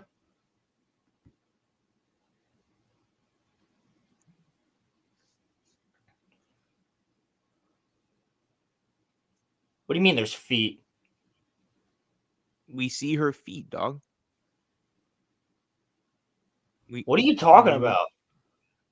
Bro, her feet are shown. Am I crazy? I see one picture here, dude. Motherfucker, click It's on the fucking Twitter. It's a fucking video. Oh. Jesus Christ.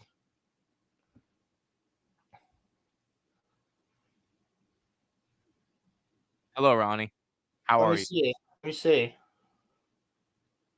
That's why I can't show it on stream because like How much per liter? Get the fuck out of here.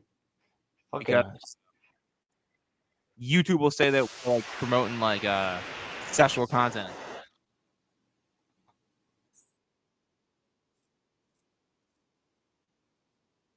Yeah, that makes sense. And Rolo, we were doing bottom content.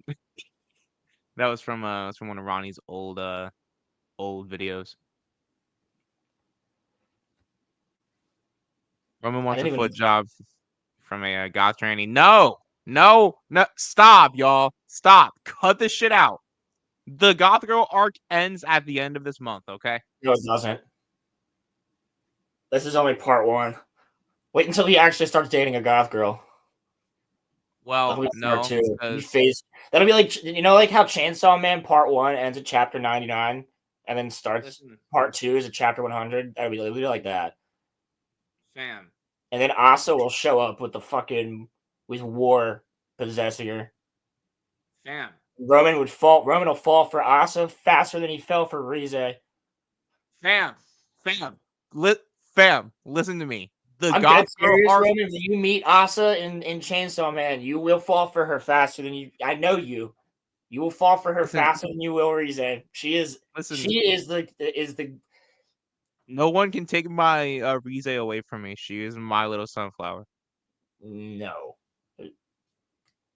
She's mine. And Quan Chi. Roland, I I'll love- fight you for. I fucking love I'll Quan fight you Chi, for bro. Rize. She's the most badass motherfucker. I'll fight you for Rize. And- I'll fight you. I'll fight you for Rize. I'll duel you with one of our lightsabers, and I bet you I'll fucking win. Nah, bro. Yeah. I was fucking Darth. I'll fucking Yo, Darth. should we do a recreation of violence is not the way of the Jedi? The clip of the fat guy when they were fighting. He'll return to the goth once the current catfish. She's not a catfish, homie.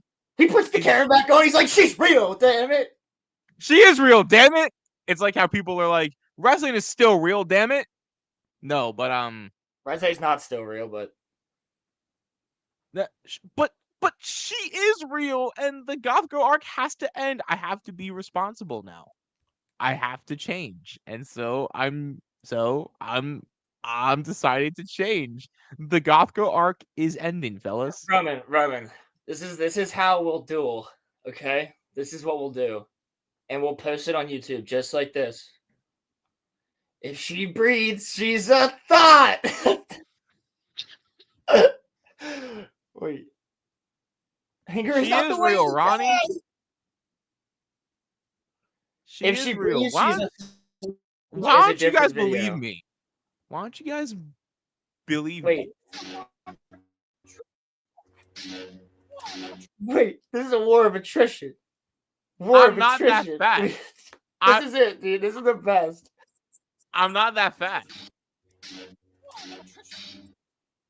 I didn't say you were.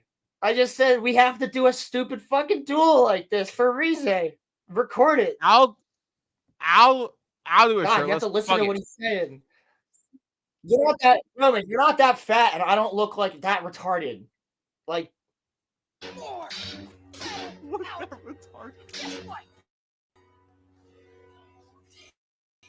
Of the Sith Army. Anger is not the way.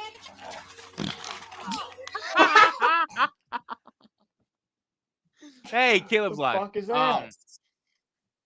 Anger is not the way of the Jedi. Jedi Master Caleb's been Quarter live. Pounder. Caleb's been live playing. Yeah, Caleb's been live playing fucking. No, I think that's Jedi Master Diabetes. I'm not gonna sit on Roland. Pause. I'm not gonna sit on Roland. What?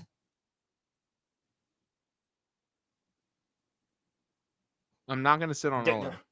I don't want anybody to sit on me right now. No matter what it looks like, we're Actually, not gay for Roland and I are gay for each other. What? Yeah, gay. What? What the fuck?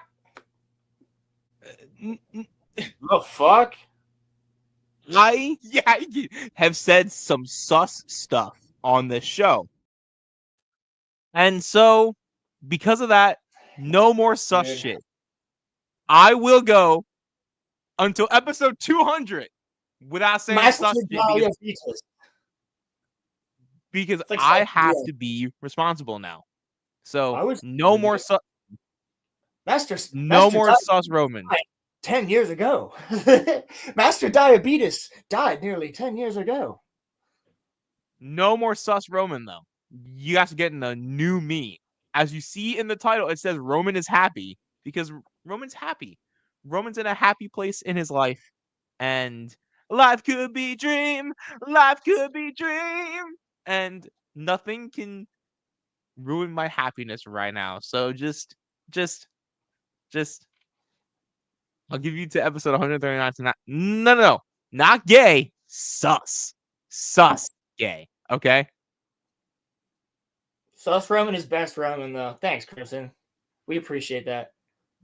I have to be responsible now. Yeah, we'll immediately go. Dude, after talking about everything we started the show in the first 25 minutes with, I have to be responsible now. I think if you go back to the first 25 minutes, there is a clip where you say if somebody pays for a face tattoo of a penis on your face, that you would get it.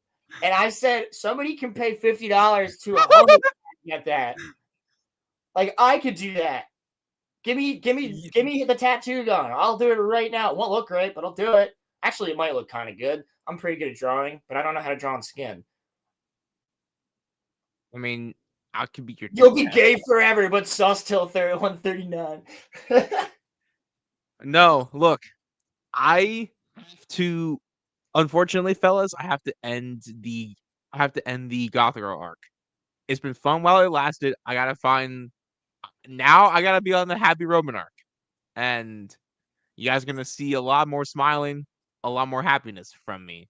And I'm gonna try when Roland wants us to go on stream until 3 or 4 o'clock in the morning, I'm going to try to not be grumpy about it because Roman's happy now. So because Roman's happy now, I'm going to try to not be grumpy. And so therefore, new leash on life, new me, Roman is happy. And there's nothing that can stop that. Did she send you titty pics or something? Is that why you're still happy? No comment. It wasn't an immediate no. It was not an immediate no, so therefore it no comment. No comment. Nice. I'm not answering that question. Nice. You don't have to. I'm pleading the fifth on that one. Nice. However, all I'll say is that I'm happy. That's all that I'll say. Ronnie, I was waiting for you specifically to say that for the past hour and 33 minutes and 18 seconds. I've been waiting for you to say that based on the title. You know, that's funny. You know what? I'm happy. I'm not even gonna comment on that. I'm happy. I'm not even gonna bite into that bait. I'm happy. You guys cannot stop Happy Roman. As a matter of fact, I kind of do want to bite into that. I kind of do want to bite into that. Dude, I gotta send you this one thing from Pierce Morgan. This guy's a fucking cocksucker who's on there. But Pierce is, dude, this is a map. What are you talking about? Do you know what I'm talking about? Andrew Wilson? I've never heard of him. Okay, well, some people might like him. He's very, very, very, very, very, very, very conservative. I'd say he's like one step below Matt Walsh in the way that I don't think he cares about. He hasn't said anything about pop culture or video games where he's like, if you are into movies and you're not a man type shit. But he said some shit that I vehemently disagree with. But he also has said some shit that I vehemently agree with. Like, for instance, Pierce was bringing this on because it's talking about the fact like that birth rates were down. Like at one point the conversation was that birth rates are down, right? Why are birth rates down? Less women are getting married. Less women find it easy to find men. Whatever. Well, men are just not getting married because they're sick and tired of the bullshit, and they're more viable, like longer in life, like biologically, to have children, right? And it's this interesting fucking conversation. And it's like, dude, like that's why men are leaving. That's why there's passport bros, right? That's why men are like, I'd rather go to France and meet a chick and then bring her back to America or Ukraine or Korea or fucking Australia, right? And bring her back to America. It's not even Crimson, like, or Pilgrim. That is I do that all the time. What the fuck? Pilgrim, that is like I think it's because the Crimson and the Pilgrim, it fucks with my head. But that is a microcosm of like the actual point, which is that everyone's a girl boss. Everyone thinks they're a girl boss. They all think they're tens when they're not. Like most men are pretty fucking down to earth with what they are. Like I know, and Roman knows, we're not fucking 10 out of 10s. Let me ask you something. Did this? That's why I'm not, dude. That's why I'm single, because 3 times I've provided, I've given so much to these people, and they've fucked me 3 times in a row. And I'm not saying I'm out of fault, but I certainly didn't cheat on anybody. I certainly never laid my hands on anybody. I certainly never financially broke anybody. So, not they did all 3 of those things to me. I'm not just saying this because I'm your friend. I'm not saying this just because I'm your friend. You were not at fault for any of the 3. No, but let me ask you. Things that I definitely could have done better, but like I didn't deserve what I got. I know that for a fact. So let me ask you. So why do you think I've been single, Roman? Because, and I'm not.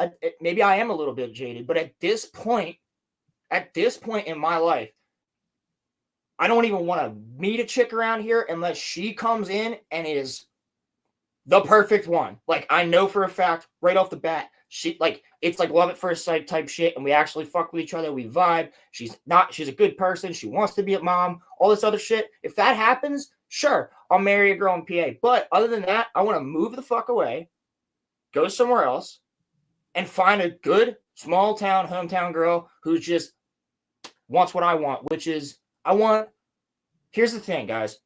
I don't want the mom to be like stay-at-home mom, all this other shit. I want my kids to get what I got growing up, which was my mom is my best friend. My mom is my best friend. She's the biggest like nerd because of me, and because of, like she was already kind of a nerd, but like now she's a huge nerd because of me. She watches anime with me. Like she watches Lord of the Rings with me. She watches Star Wars with me because my mom had a job that she was very good at. She ran a graphic design business for 15 years. And then after that, she ran our self-storage facility for 8 years. So for the first 5 years, 6 years of my life, 5 years, she was doing the graphic design. Then after that, it continued. So like I had my mom there all the time. She was working, but she was around. And I got so much out of that, right? It wasn't until my dad stopped working retail, maybe when I was like around high school age, where like he would always spend time with me on the weekends and we'd spend time with each other at night. But I got to have that experience with my mother all day. And while she was working, she would have things on for me, educational shows, Animal Planet. She would explain things to me. We would read, we would draw, we would do art. She would take me out to nature to go do stuff. We had all these different things going on. And I want my kids to get that. You know what I mean? And it's different if it's a stay-at-home father than it is a stay-at-home mother. The ways that things roll out are completely different. River Monsters is the shit. I used to watch it all the time with her. So, who was the dude that you said was on Piers again? What's his name? It was Andrew Wilson, but Pierce was bringing up the statistics. Okay.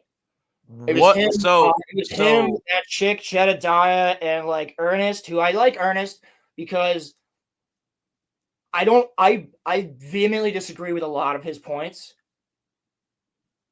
And until he gets really pissed off, and sometimes he does, he's generally one of the most respectful guests. Because I can't say Let me ask you something. Because I'll tell you one thing. Gary, Drinker, they're the most respectful guests I've seen on Piers Morgan. I cannot take any conservative commentators seriously if they have not denounced the the White House's cover-up. A lot of people have. That- A lot of people on Pierce have. A lot of people have. I'm not saying that they haven't. He I'm had just saying that what's his I name can't on take them there. seriously. He had Ted Cruz That's on all. there, I will and not even listen to them. I won't even entertain it.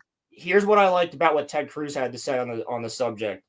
It's bipartisan.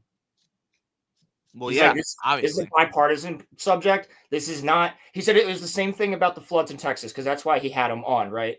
And Ted Cruz got very emotional because he's like, people are saying that this is a good thing because of it's a conservative state, and he's like, but these people were on vacations from all over the country, right? And like they were. Some of these kids were here with their grandparents. Like nobody voted for, like, you know what I mean? A lot of these people did not live in the county where it was voted for. This is just a fucking tragedy. And it's a bipartisan tragedy. It's not, it's a tragedy. It should not be politicized. But then Pierce asked him about the Epstein thing. He said, it's the same thing. He goes, we need to get to the bottom of this shit. And I was like, I'm not even a fan of Ted Cruz, but like, I really appreciate the fact that he's got the fucking knowledge or just the common sense to go, this is not a political thing. We need to get to the bottom of this shit. The same thing with the fucking UFOs. Not a political thing. Bipartisan. Earth has shit flying around that's fucking way more powerful than us that could destroy us. We could probably figure out what the fuck it is if it can go from Florida to the North Pole in 30 seconds. Like, my mother was a middle school dropout, had to work for the family and other issues. She meticulously taught me to read before I started school and educated me. Stay-at-home moms rock. Absolutely. Helped me out a lot being ready for school. Just saying. Yeah, my mom would sit for hours. I got no issue with that. Yeah. My mom is the reason that I was able to do long division, bro. She figured out the right way to teach me long division. I still can't do math, so yeah. But that's not my mom's fault. It just is what it is. My mom was with me all the time, bro. And like, don't get me wrong, my dad was there too. But he worked. He worked out, you know, in the world. You're damn right, it's a fucking cover up. She still worked. What else would it be? What the fuck else is it? If it's not a cover up, what the fuck is it? Like, really, seriously. If it's not a, I'm ready to have this conversation. How many times have I? I'm ready to have this conversation. How many times have I told you, Roman? It doesn't matter what the administration is because there's people above them. I'm just saying. You guys want to turn this into a Monday Night Mayhem? I can talk. I'm just saying, argue with me. There's a shadow government. I'm just saying. I am ready for the defense of this. I am ready for it. Hit me with it. Give it to me. I don't think you defend this to me. I don't think you can defend that. There's no. Yeah, you can't. You fucking ran on it, dude. But that's the thing. I don't fucking. He promised it, bro. Here is the thing, Roman. Something so here. I'm not defending anything. What I'm telling you is there's some very fucking powerful people, faceless people, nameless people that are horrifying. That I don't even think Donald Trump could stomach that exist in this world. Those people. Who do you think Epstein fucking worked for? Like, these people are above. They are above and beyond. They know everything. You want to turn this into a Monday Night Mayhem for a second? They know absolutely fucking everything that goes on this goddamn planet. There is a shadow government. It is the fucking Illuminati. I wholeheartedly fucking believe that. The Freemasons are fucking bases of operations. I know fucking Freemasons. Personally. They can't tell me shit. And they'll say, here's the one thing they'll say. They're like, it's not like we just go there to hang out.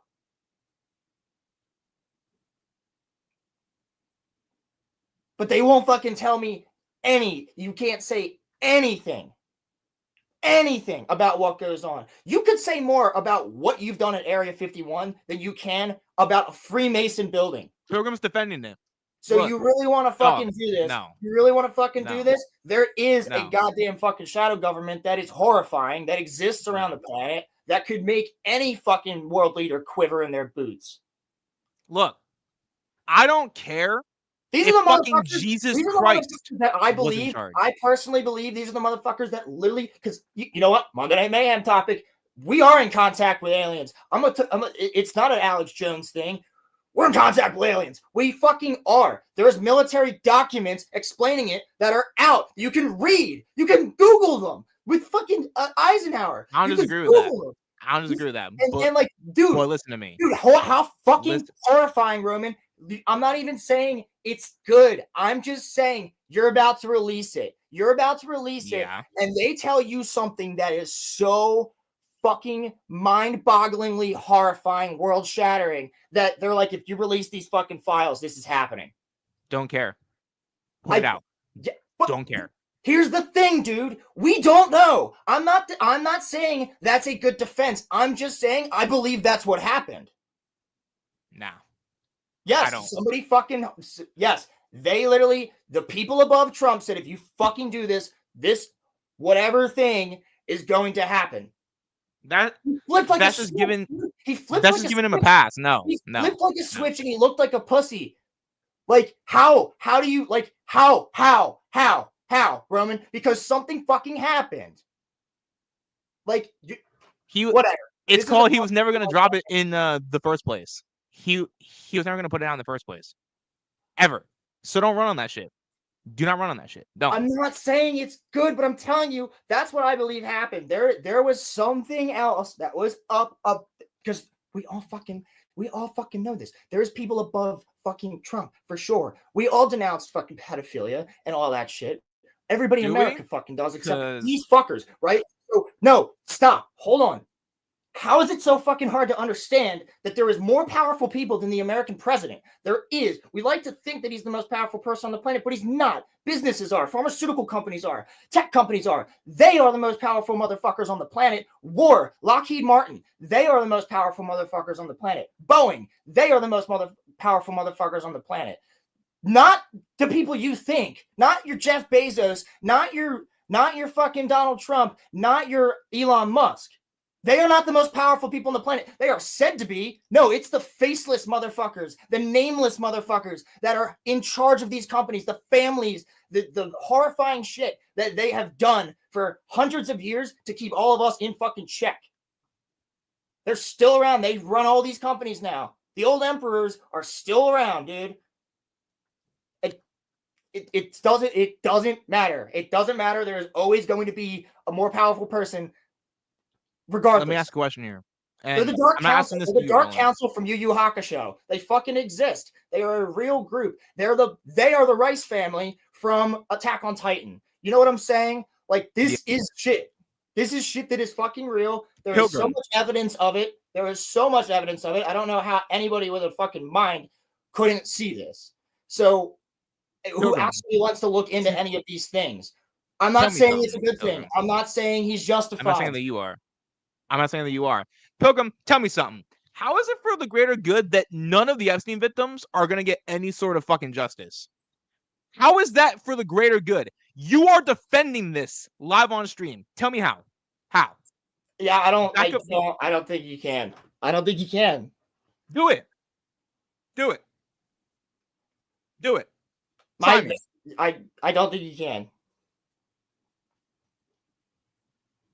I'm waiting. Try me. Dude, that Lil Tay shit is crazy, bro. Did you see that, Roland? No. So Lil Tay, she was famous when she was like 9, right? So she made an OnlyFans.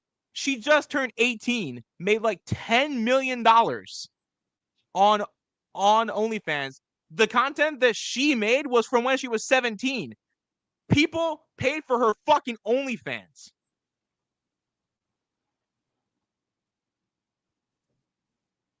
Get over it. That's your fucking argument?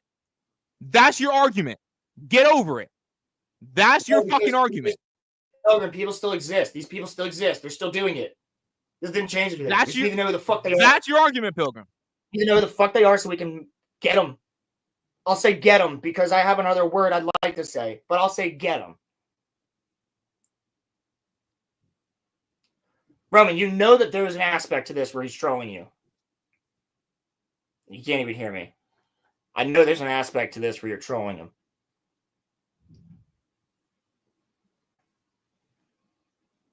I understand. I know the ways. I know the ways. I know the ways of chat. I understand the ways of chat. I've seen chat. I've been chat. Chat. Take your eyes, chat. Take your eyes, chat. I'll go into chat. Eyes, chat. Happy Roman. Roman, you do know that there is. I literally just said there's an aspect to this of trolling. You get that. I understand. How much of this is serious? Is what I'm If we curious really about. wanted to have the conversation, we could have it in Discord. But I yes, feel like having that aspect of this where it's fucking trolling. However, I turned that into I a am Monday having mayhem there this for a shit's little pissing bit. me the fuck off. Sorry. I shouldn't get so mad. I'm sorry about that. I'm sorry. Hook, line, and sinker, buddy. I felt the world You know what, bro? Fuck off, okay? I'm thinner than I used to be, okay? When you put into the RoloRome gas Oh no, here's the aftershock! and he waddled away, waddle. I'm like 100 pounds lighter than I was in that clip. He is. He is 100 I'm pounds. thin as hell now. Not like thin. I'm not thin. I'm still thick, obviously. But like, I'm not like what I used to be. Like, it's not like, dude, people spawn camped. Dude, the same thing happened with Yeah. what's her name? Cash Me Outside girl. Yeah. The same thing happened with her too. It's some fuck shit. Yeah, it's It's some gross. fuck shit. It's disgusting. They did. They That literally did. They spawn camped. Yeah, that's fucking crazy. That is. that's some evil shit. You want to talk about evil shit? That's some evil shit. Waiting for a young and impressionable girl who is putting herself out there is literally barely legal. Yeah. No, he's not. Pilgrim's not wrong. Millie Bobby Brown, Emma Watson, Natalie Portman. Yeah, no, it happened to all of them. She's on the market now. That's what they'll say. Oh, she's on the market now. Yep. Especially Drake's bitch ass when it came Scarlett to Millie Johansson. Bobby Brown, bro. Especially Drake. You know what happened with her and Drake? No. Drake was fucking DMing her when she was like 15 or 14. Oh, I heard about that. Yeah. Yeah, no, it's some crazy shit. Yeah, it's gross. Yeah. It's gross. That is some evil shit. That's some evil shit. And dude, I actually had the opposite happen to me. That's gonna sound weird. Seriously? I had the opposite happen. So I work at I work in retail, right? Mm-hmm. There's this chick, and everybody at the store knows it happened. And my manager was like, "Dude, if that didn't happen, I would have fired her immediately." She like ended up quitting, but because I was just like, "What the fuck? Like, don't do that ever again." So she worked there, right? And then she turned 18. This kid looks like literally like a kid, right? I'm 24. My other coworker is 21. I like to say both of us aren't bad looking dudes, right? She started hitting on us the week she turned 18. The week she turned 18, like hitting on us, like, oh, you guys need like a ride home, like if your car's ever out, like, oh, like we should hang out, like all this. We're like, no, you were 17 last week, dude. Fuck this. Also, I won't date anybody who's 3 years younger. Like, if you're not old enough to drink, I'm not going to date you. And even still, I'd prefer you to be at least like 22, 23 if I'm going to date you. But, like, it was weird, right? So then we're cleaning the bathrooms, me and him, the one night. We're restocking shit. We're doing whatever. She comes in. Him and I are talking, and I'm like, yeah, dude, I'm sticking single for a little while because we were in the middle of this conversation. He had just gotten with a girl, and I was like, I'm sticking single for a little while. He's like, I get it. I did the same thing for years. She just happened to come along. She comes in, bro. She sits down on the counter, and we're just talking, and she just goes, yeah, I just really like sex. And we were like, excuse me, like that is fucking inappropriate. Like, what the fuck? And then starts talking about it, and we were like, all right, whatever. Shut up. Literally stop, and we leave. And then the next fucking day, quite literally kicks me on the ass. And we were like, at that point, she like literally like quit like the next 2 days because she's fucking mental. But Sean, my manager, who you guys have met, was like, oh, dude, I would have fired her immediately for sexual assault. Because like If there's an so- offer, take it, Rolo. No. No, dude. Roland's not like that. No. 17, dude. First of all, I didn't like her in general. She was annoying. I did not like her. I didn't hate her. I tolerated her. She was annoying as fuck. Hope now she doesn't that- see the not my pod. type either, but also like that's so fucking weird, dude, because we've had like so many employees that are 17, they turn 18, they're all hype about it. Yeah, dude, we graduated, now I can work all the time.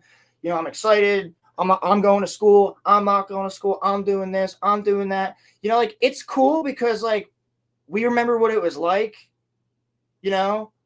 But usually like they don't turn 18 and then just go, "Do you want to fuck?" Yeah, that's like, some no. like That's very mental weird. It was literally disorder it's shit. very fucking weird. Yeah. And on top of that, especially no, because then what the fuck does that make me look like? Yeah. But it happened to Evan and I. She did it to both of us. Because, dude, I don't care.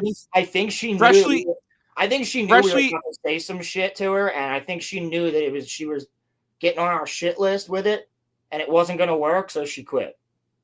Dude, She comes back listen. from time to time to buy shit. Still will say shit to me.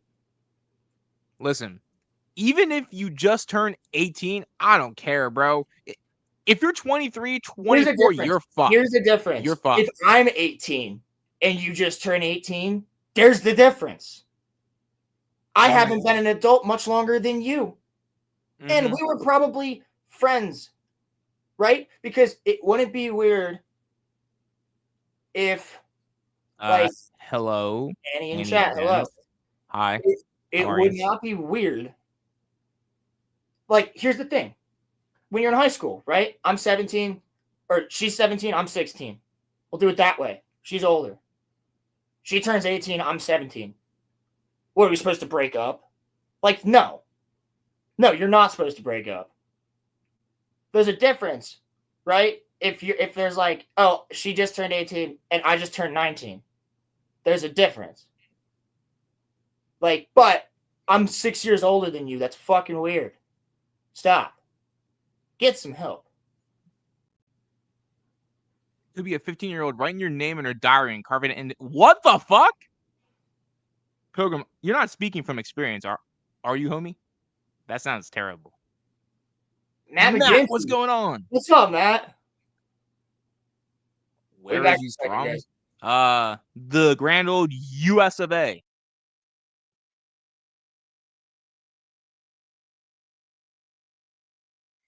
Grand old US of A. Hold on. The grand old USA, y'all.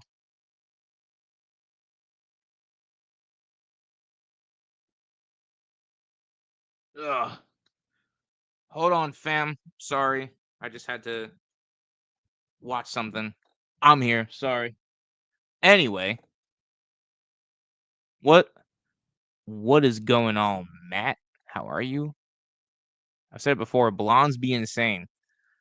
You know, I used to have a thing for blondes, and I used to have a thing for redheads. Now I got a thing for brunettes. You know, it's Annie, I don't know you. Like, I don't mind that you're in my Twitch chat, but I don't know you. So, and Matt, I saw you were in my Twitch chat earlier too. So good. How are you, kid? Glad to see you still doing your thing. Yeah, man. Hey, nah. I mean, I'm just y'all. This Dude, guy right here, Matt. I don't even know, Matt. Do you even remember me? I haven't seen you in God knows how This long. guy right here, Matt.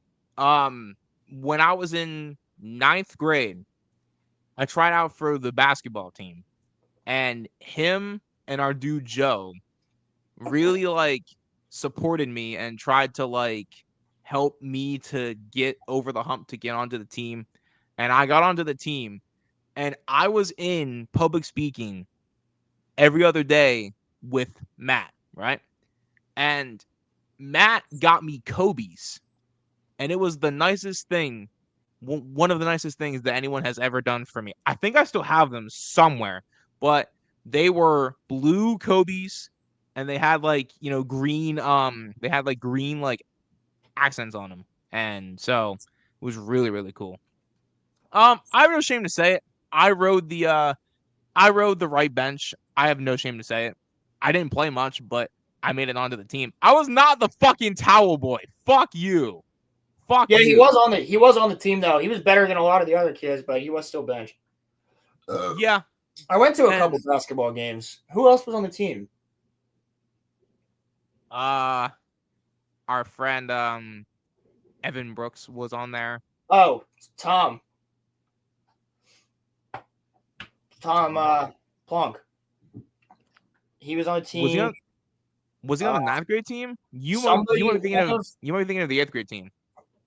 Oh yeah, no, I was thinking the 9. I think The One 8th of- grade okay, team. So one of our friends' girlfriends. No,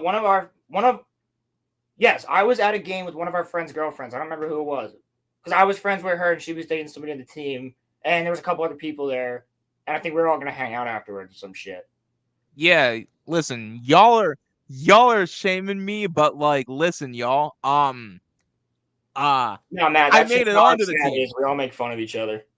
Yeah, I made it onto the team. So like, I made it over like the 100 people that tried out for the 9th grade basketball team. So like, there were like 13 of us. Obviously, the coach saw something in me, and I would have kept on playing if I hadn't gotten injured. And I wasn't that bad of a basketball player. So, No, I would still shoot. but anyway, I Yeah, just I go to basketball games for some reason. You might have been one of the reasons too. holy fuck off! Oh my god! Early days of DEI. That's actually hilarious because that probably would have been around that time, 2015.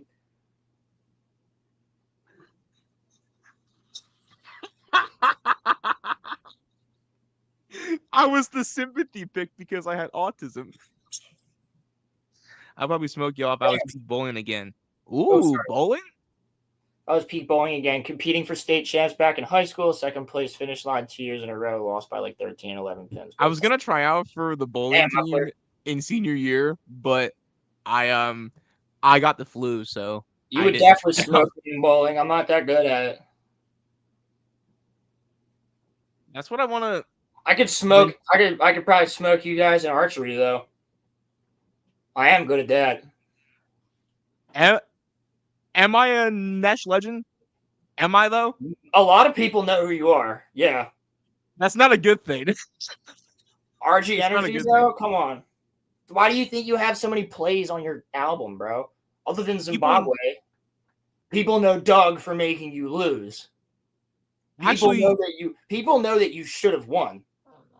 Yeah. Pilgrim, maybe we'll sit down someday and try. Actually, Roland could probably beat you. I mean, Pilgrim, you haven't had to go into rehab for it. Maybe so. not anymore. Maybe not anymore. To warn you, I could throw a mean gutter ball. Oh yeah, I was a pitcher too. I was a pitcher. Oh. I was a pitcher for a little while. I played shortstop too. I was mean shortstop.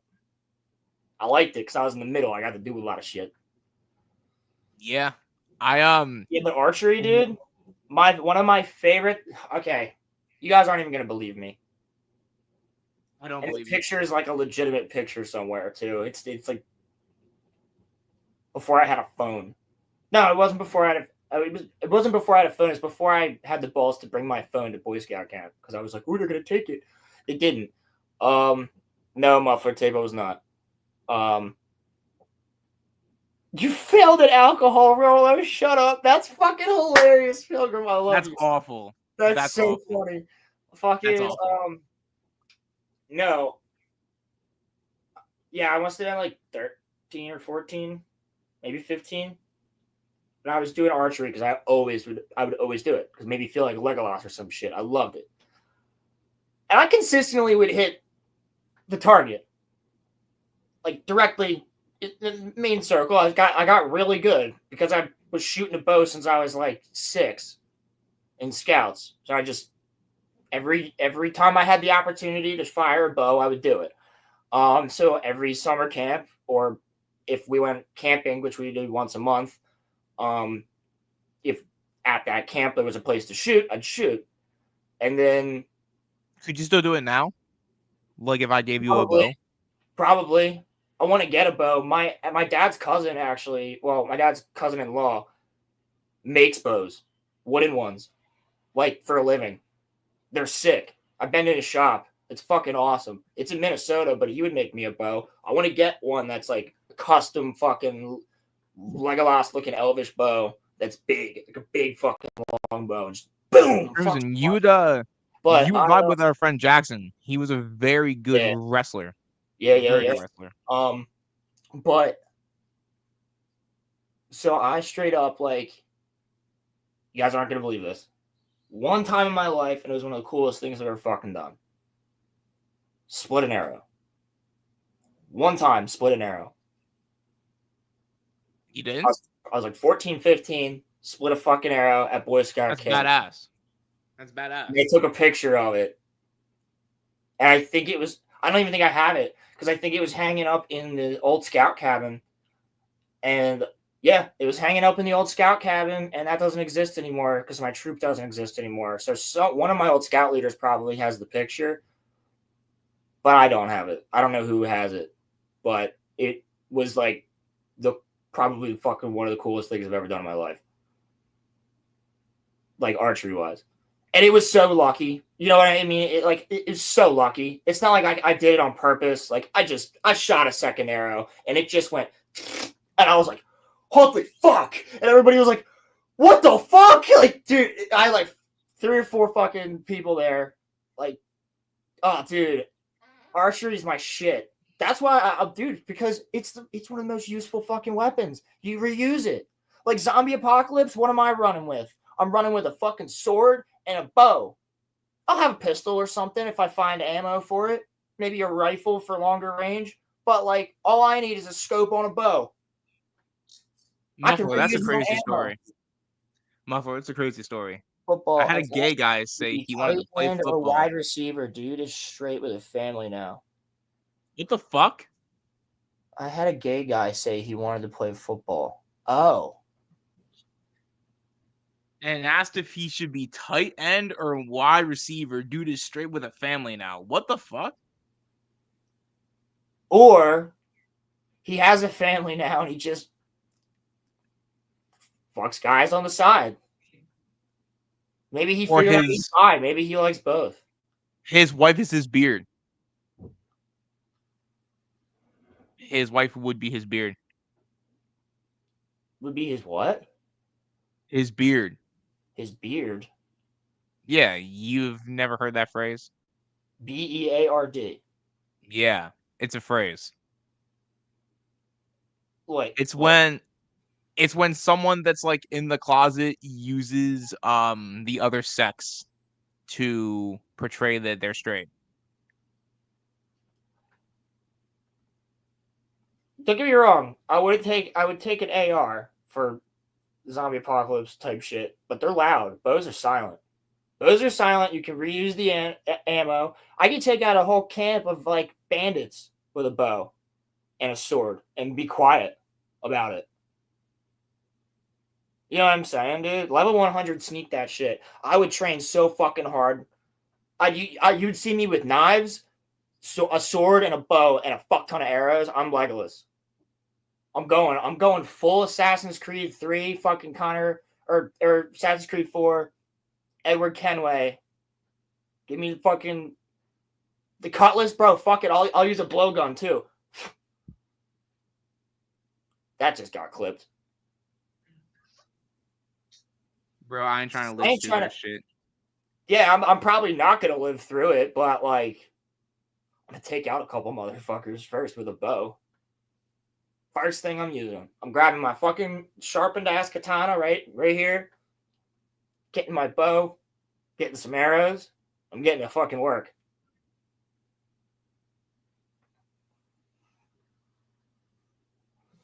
Again, silent.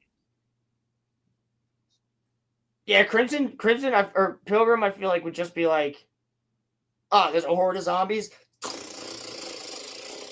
No, honestly, with how with how Pilgrim That would talks, be fun, dude. I'm not lying. Like that would be fun to stand on top of a fucking wall and just like with how Pilgrim talks, I feel like he would try once, and then if he doesn't take out all of the zombies, he would just sit there with like a bottle of like alcohol or something, and then he would just like let them take him.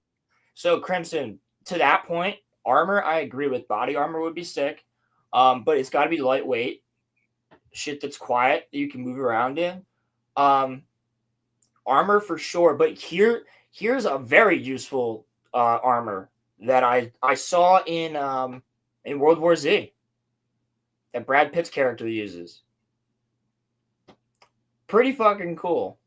He just takes a fuck ton of magazines and like tapes them because of the material that the magazines are made of. If like teeth are just hitting them, they are sliding off of them. So he wraps his entire fucking arms in like 3 layers of magazines and phone books that he rips up and shit.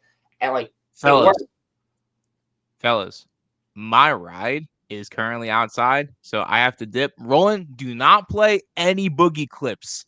I'm trusting you. Do not play any boogie clips. All right? Y'all, peace out. I love y'all. I'll see you next week.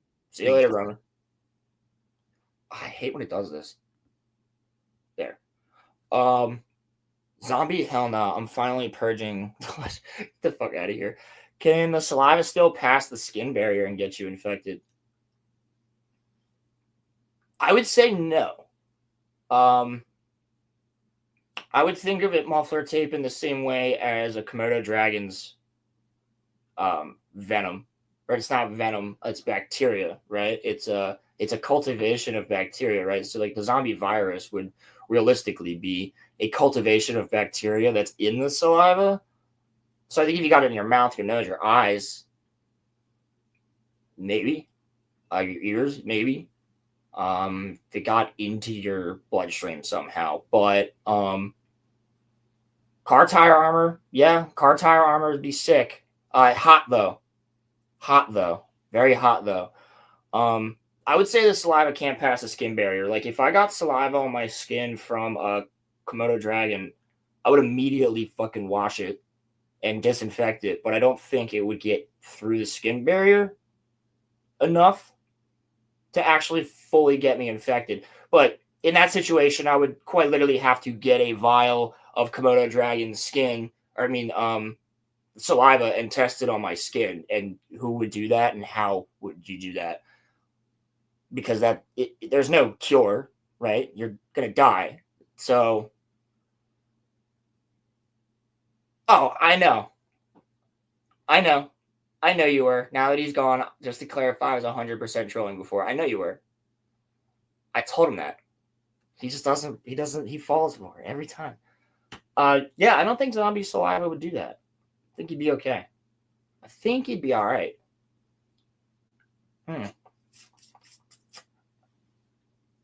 Unless they're the fast zombies, I think it'd actually be easy to survive. In what way? Why would it be easier to survive? Like you're talking like the World War Z type ones? I mean, I guess you're right. More people do survive that movie, but than most other zombie movies.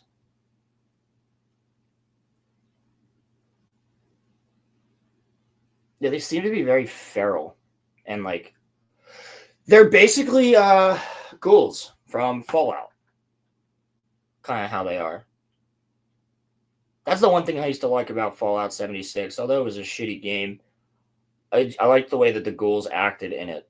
They were very much like those zombies. It was cool. They jump at you, shit, like, poof, double barrel shotgun, poof, power armor. But why do you think it'd be easier to survive fast zombies than slow ones?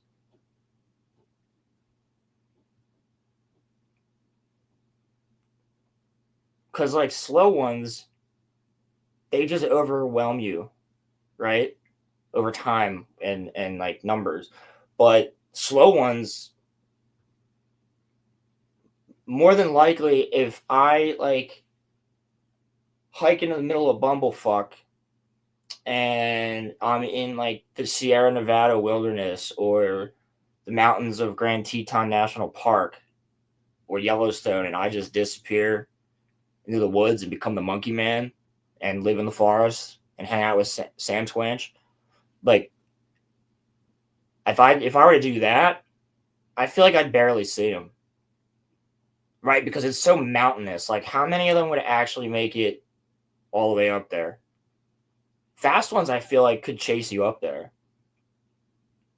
Realistically, could end up there. Because if it's just a person, right? But, okay, now that...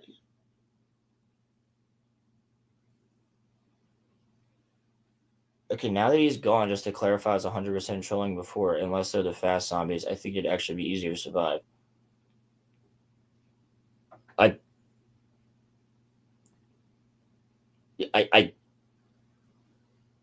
see what you're saying. Yeah, bro, I ain't trying to live through that shit. Yeah, but I don't see what your point on why it would be easy to survive. I just reread all of it. I even see the joke, the lesser species joke.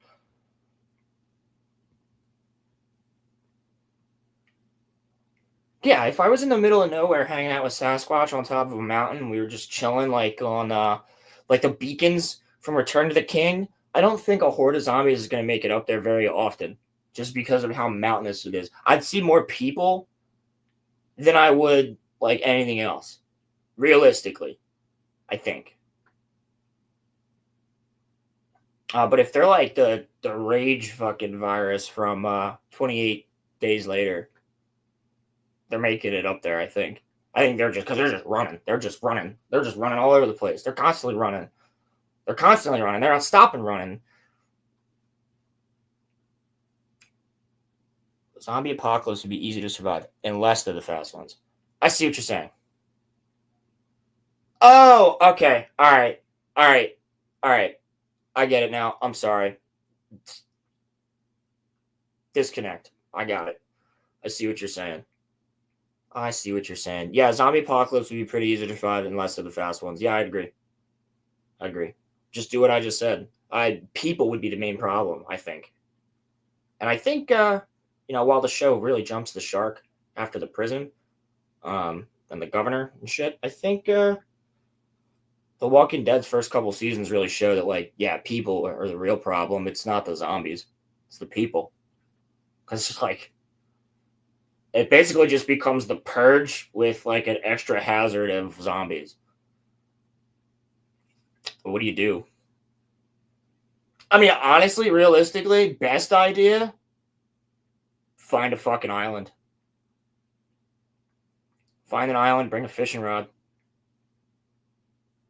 Make sure the island is somewhere that's just mindless undead, no enhancements. I can deal with that. Yeah, absolutely. You'd probably run into the problem, though, where eventually the virus would evolve, right? You'd also most likely be dealing with nuclear fallout.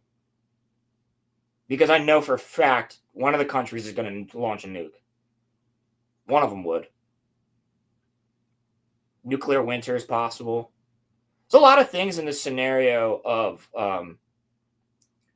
like any car with a two-stroke or anything with a two-stroke engine or diesel would be more valuable than gold. Anything that can run without electricity basically just needs gas or diesel. Like, yeah, that would be more valuable than anything, as well as bullets. Yeah, I mean, you'd basically be dealing with nuclear fallout, I think, and people. You'd have radiation sickness, more than likely. You'd be dealing with, because you'd be dealing with lack of clean water, lack of clean food. You'd be constantly trying to cook and boil everything.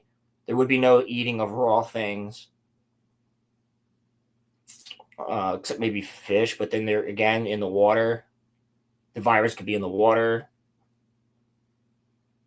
Regardless, I don't think you're making it your entire life unless you're, like, really fucking good at what you do. Like, you're already living off the grid for years. Yeah, I know how to purify the water. Water purification is salt and iodine. I know that, but like keep your hands on like how much iodine. Like if you're living in the middle of Bumblefuck, you know what I'm saying? You'd be better off drinking salt water and like boiling that to like get the salt and the water like separated. You can do that. It's not. It takes a little while, but you can do it. You can separate the salt from the water. Yeah, aging. Radiation poisoning is advanced aging on top of other shit. Exactly. You know that like multiple countries would fuck up and launch nukes. Like they'd be like, "Oh, America's fucked. Well, let's just launch it." Like, yeah, it would happen. However, dude, like Canadian wilderness, like, yeah, your biggest problems would be people and animals. I think, and the radiation. People, animals. Oh, Pilgrim, you're like Ryan Kennel. Be dead at 50.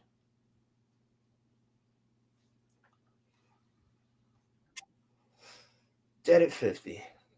I'd like to be around a little longer than that.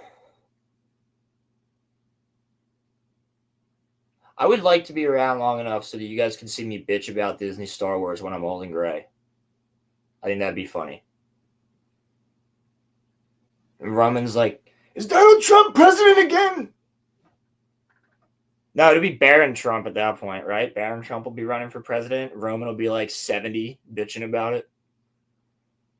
Aging Dev will be making deals at that point. Lol. Also get Current and Chainsaw Man if possible. Yeah, I have to read up. I have to find a place to read up. If you know what I'm saying. I think I'd put you in retirement home at that point. You can't put me anywhere. You can't put me anywhere. You're not my son or daughter. I don't know what you identify as, Ronnie. I don't begin to perceive or know Ronnie's identification. Nor do I give a fuck. I don't care who you're fucking. Just don't make it my problem. Give me a second, guys. I'm trying to find, like, Asian Devil. No. Aging Devil. Technically speaking, I guess it's Asian.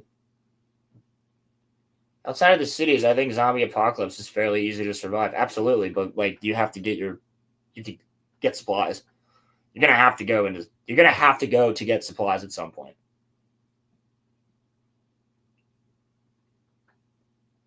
You're gonna have to make treks into the cities.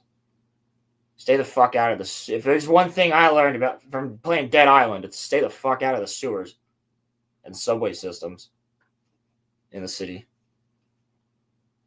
I think if you lived in Wyoming, you're probably pretty set. You already are in the middle of fucking nowhere. You already know how to survive without a lot of supplies all the time. You get, like I said, a bow for me. A bow and melee weapons is just the most useful shit, I would say.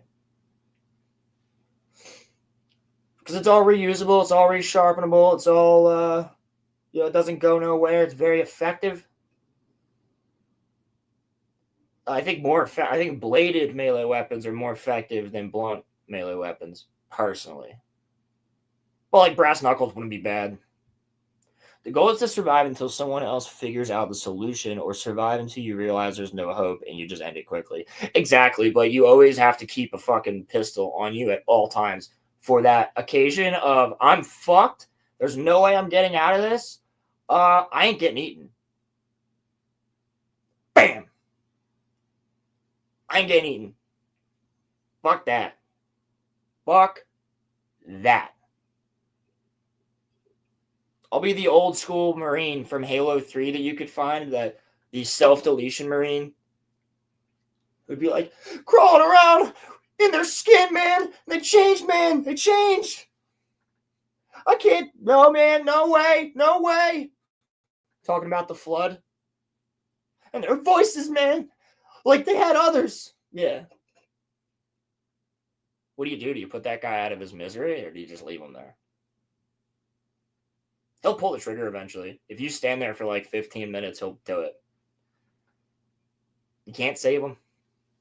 Do we keep our dogs alive, though? Major risk for them and us. Oof. Yeah, bro, because barking. I think I just let her go. I'd let her go do her thing. She'll follow me, though. She'll follow me around. I couldn't, though. I'm not doing the fucking...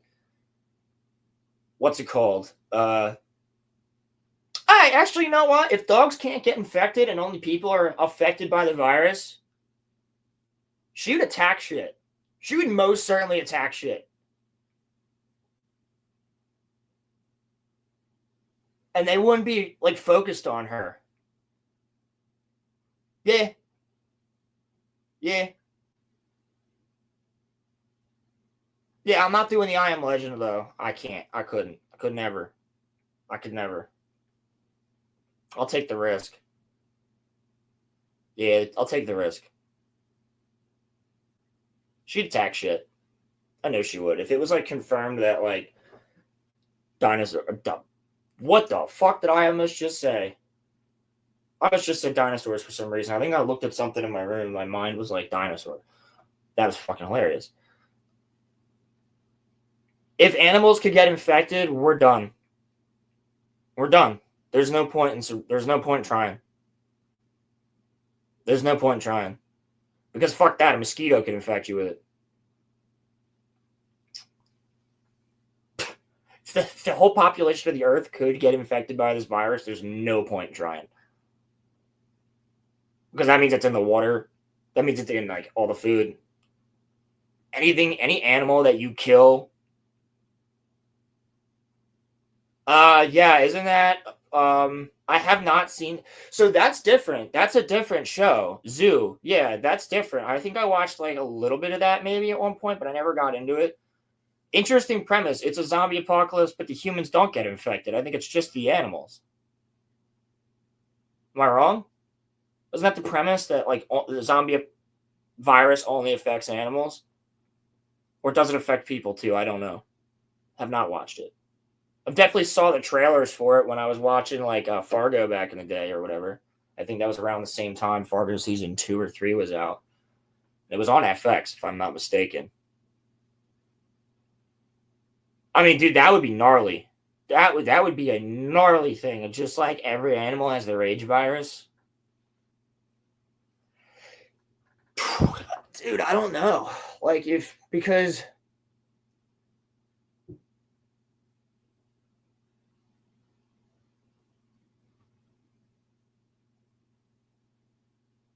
Yeah, do you just take your dog out at that point? Because would you rather risk it and be like, I'll just keep her super secluded and super safe and not let her go near any type of animal or anything? But then if she gets infected, are you going to slowly watch her change, or are you just going to do it? You know, like animals and human reproduction or something like that. What the fuck? Animals and human reproduction or something like that. I don't think bugs did. Interesting. Was it like some sort of like fucking cordyceps? Like, I don't know. Or was it just like a virus, like a random, like a COVID, the flu? Was it like virus-y, or?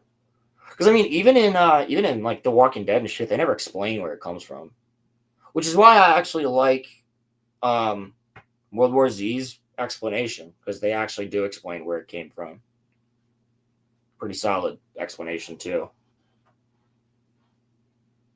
It is actually kind of I think it did originate in China or India. No, I think it was China. I think the virus came out of China. That's actually World War Z. Ooh, interesting. Wait a second.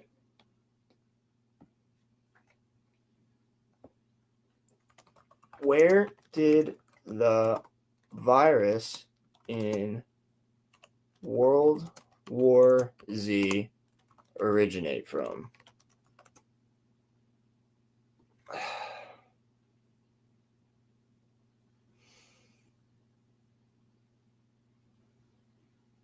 originates in China with the initial outbreak linked to the construction of the Three Gorges Dam. Some theories suggest it was the result of experiments conducted by the Chinese government after World War II, possibly based on captured research in Japan.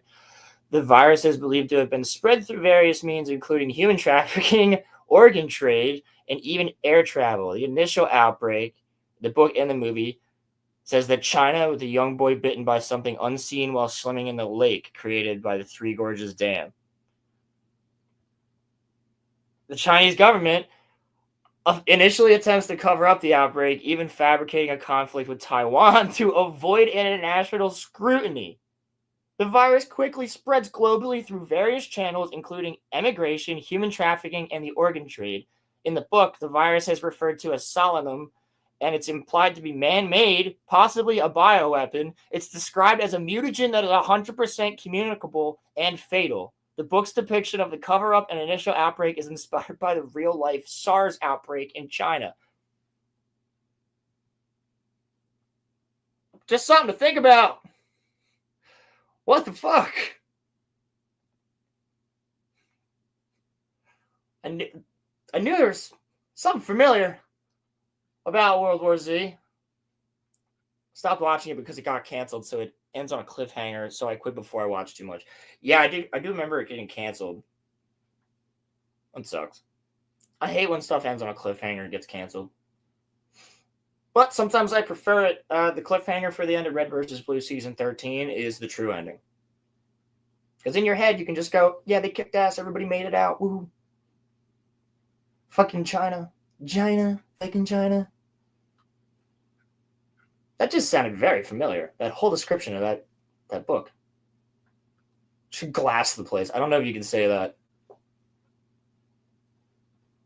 I can't say that. Did Roman even upload the new clips that I emailed him? Probably not.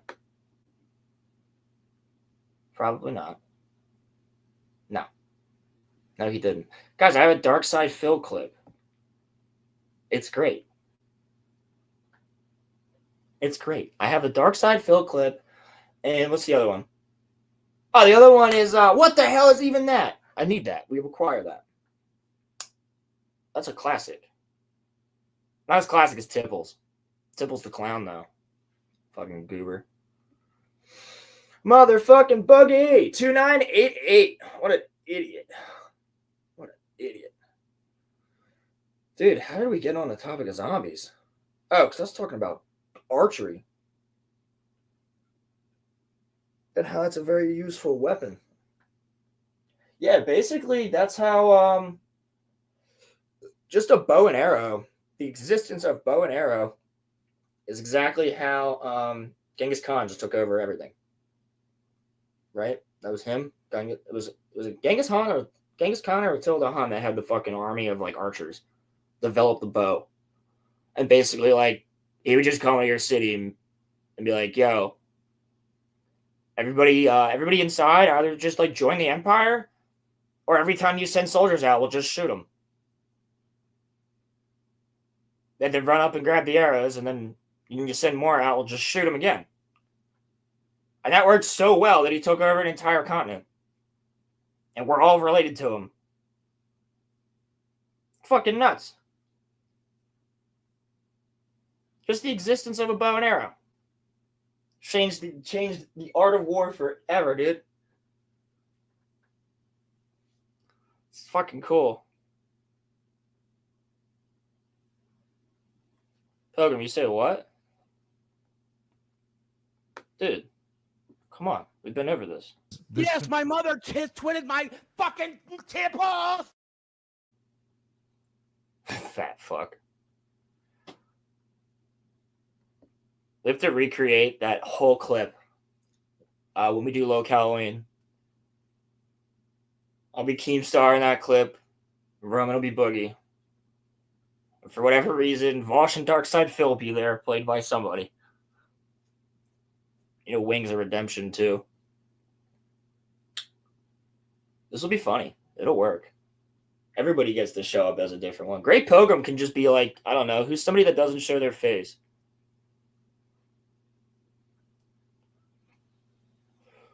Who's like a YouTuber that doesn't show their face? I can't say Mauler because it doesn't fit for locale, does it?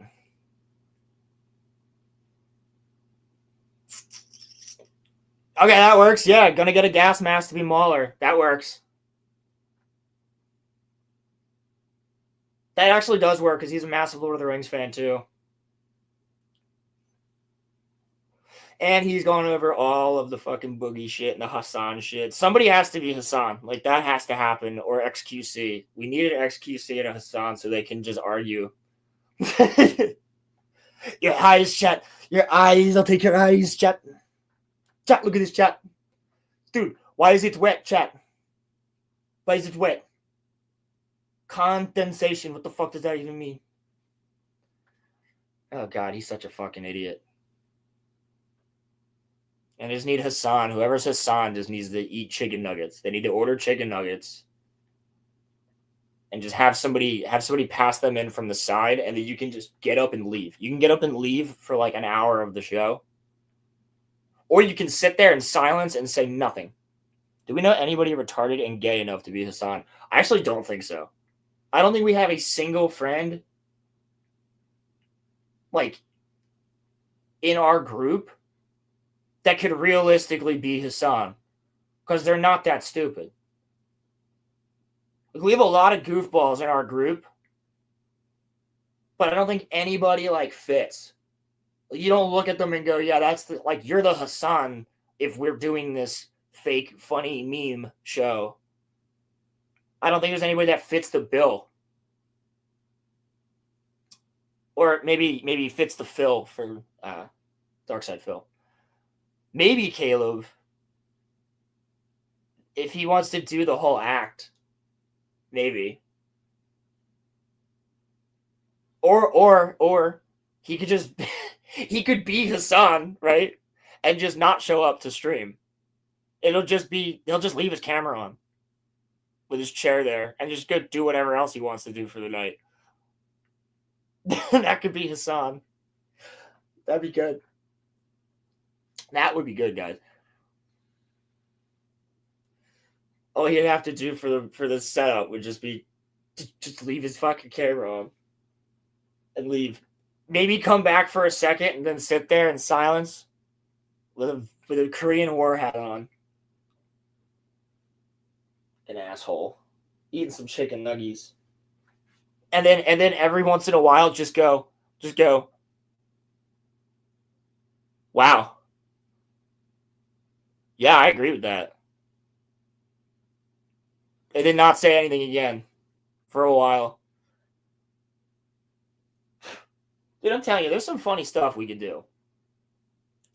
I would love to actually do a RoloRome cast where we just break down some of that shit, dude. Because it's so just, like, disgustingly telling of, like, not only, sorry, Twitch. I know I'm on you right now. Not only Twitch, but, like, YouTube as a whole and, like all these platforms and, like, these big streamers. And ways that they just get so, like,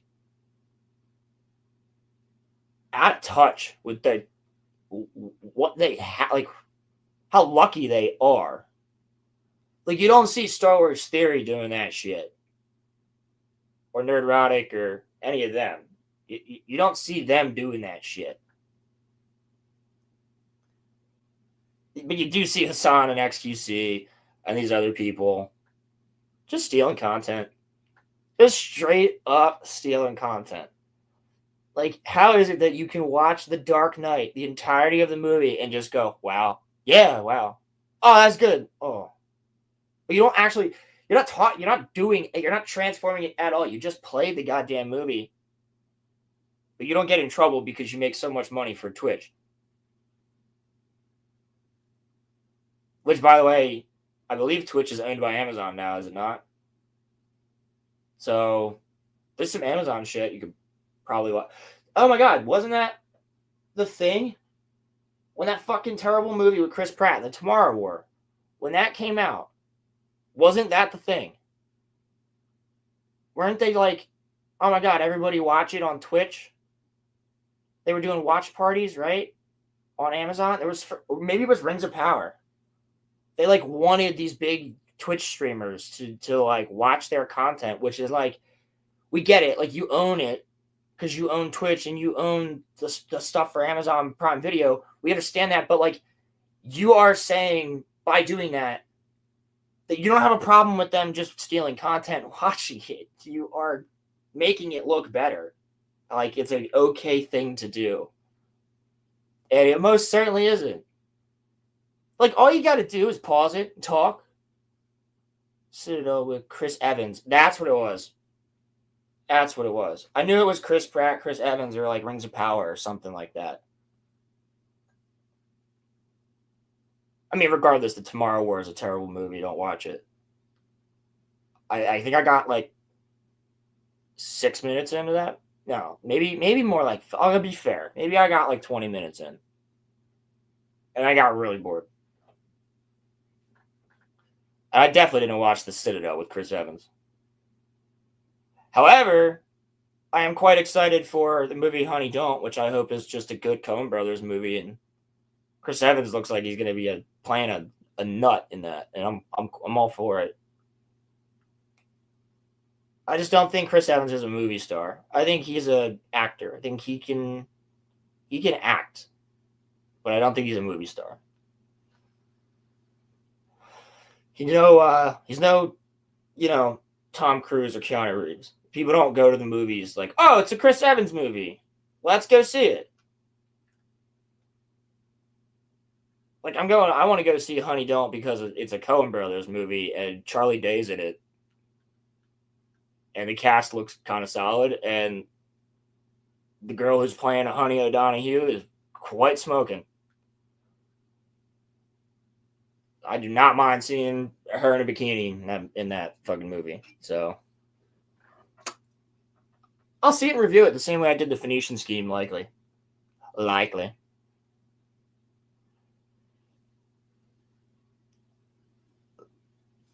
Oh, shit. Damn. Still going. I got to find something. There was something else. There was like, oh my God. So I haven't even, Battlefield, dude. I didn't even bring it up. That's a good thing to talk about. I'm liking what I'm seeing. I didn't pre-order yet. So, yeah, I just fucking dropped $250 on a tattoo. So I don't really feel like dropping more money off this paycheck this week. Because I'm trying to save up for shit. So I plan on just getting Battlefield when it comes out. Because I really like what I'm seeing. A lot of the people that I talk to who are playing it, I mean, we'll have to see. I could stream snipe Caleb right now, but I don't feel like doing that. Because then I'm going to just end up not talking and watching it for like a second, and I prefer to keep talking about what I've seen. But if you guys want, when I'm finished with this, if Caleb's still alive, go check it out afterwards or do whatever. But over at King's Advisors, what I've seen so far through it, and I think this is kind of how not even the narrative, like how the story kind of went, right? Battlefield 4 comes out, everybody loves it. It's the shit. It kind of changes the game for first-person shooters a little bit. And everybody's playing it for quite a long time. And you had Battlefield. Was it? Wasn't Bad Company. What was the Hardline? Hardline was the one with the police. That was like a SWAT. I didn't even play it. I think I played it once in beta. Most people weren't a fan. So then they figured, all right, we'll go back in time. We'll do World War One. Battlefield 1 was okay. People kind of enjoyed it. Wasn't much of a story, so it was kind of like those little war stories. It's interesting. Battlefield 5, gameplay was much better. It was a pretty solid World War II shooter, although it wasn't accurate to history, which bothered some people, but fun. I played it for a while. I very much enjoyed playing it with my friends. Now, when I saw the trailers for Battlefield 6 the other day, and I will get to what you guys are saying in chat. When I saw the trailers for Battlefield 6 the other day, or the other week, I was like, that's what we need. That is what we need. You just need to go back to what you're good at, right? What are you good at? Battlefield, what was the best thing that you guys were doing? Modern shit, right? Stuff from now. And like vehicles, vehicle combat, like you can't do much with the vehicles in World War II. You don't have helicopters. You don't have different types of planes. You have like the one type of, you'll have like 2 types of planes, like 2 types of tanks, and like Jeeps. But it's like, I get Apache helicopters, F-15s, F-16s, fucking Warthogs. You get all this shit. And it looks like it's going to be like fully fucking destructible environments. Like that New York map looks insane. Like it looks really, really, really cool. The fact that the engineer has like those ladders that you can just slap into the ground and it shoots up to a window, like that shit's cool, dude. Slapping C4 onto drones and driving them into buildings, that's fucking cool. The medic can like actually drag people back behind cover now and stim them.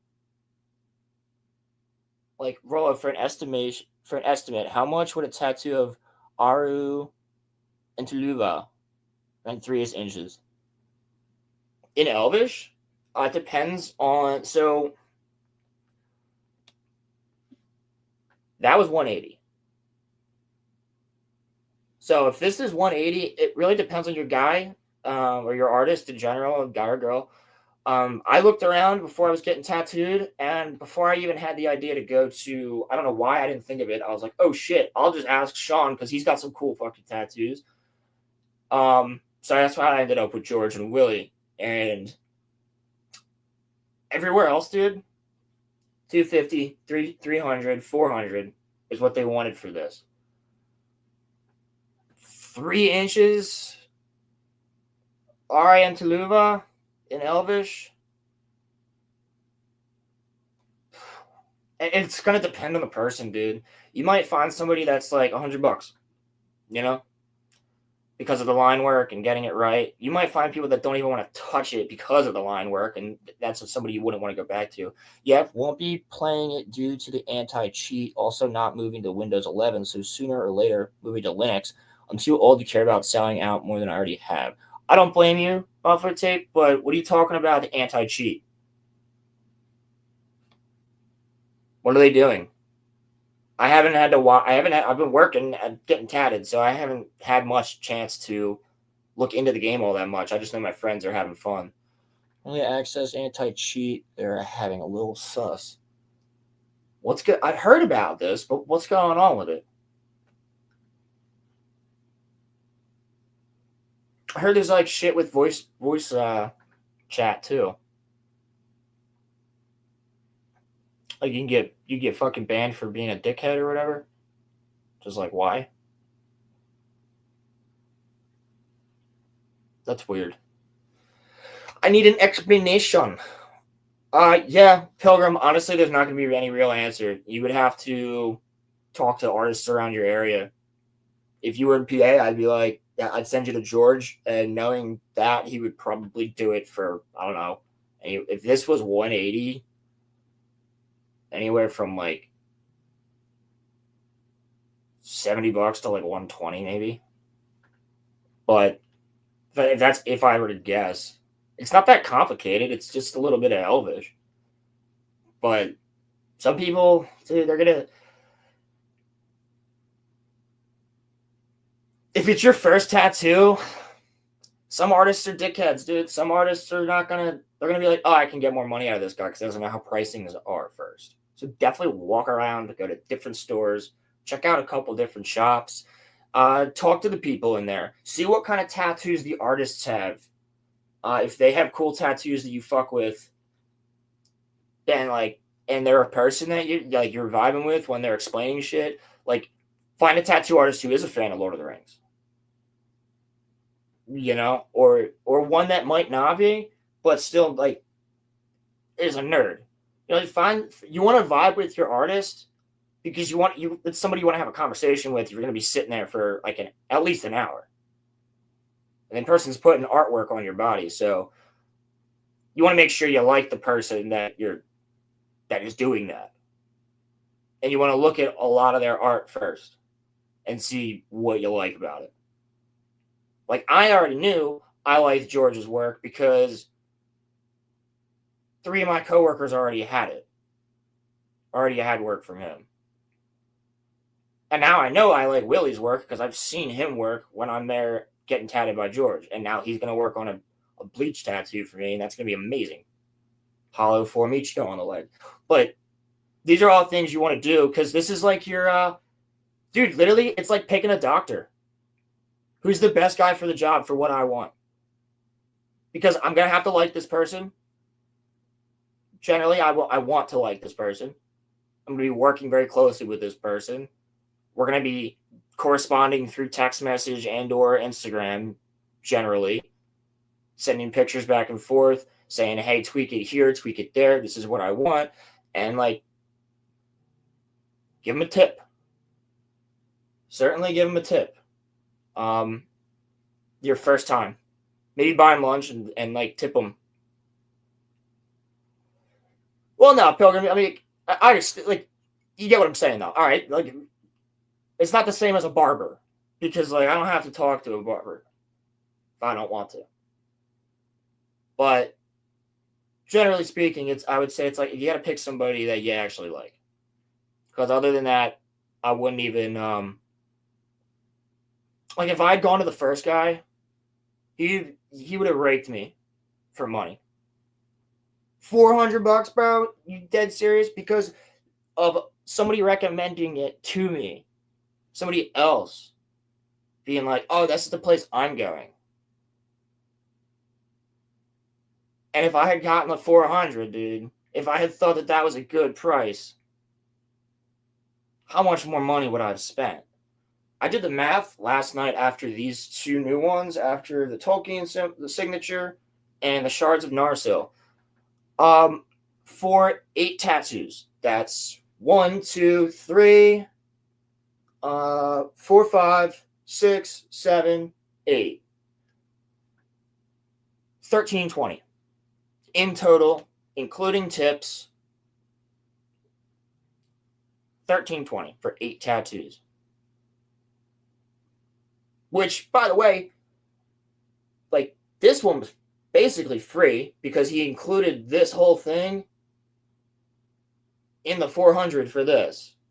I tipped him 50, $450 in total is what he got. Like, you know what I'm saying?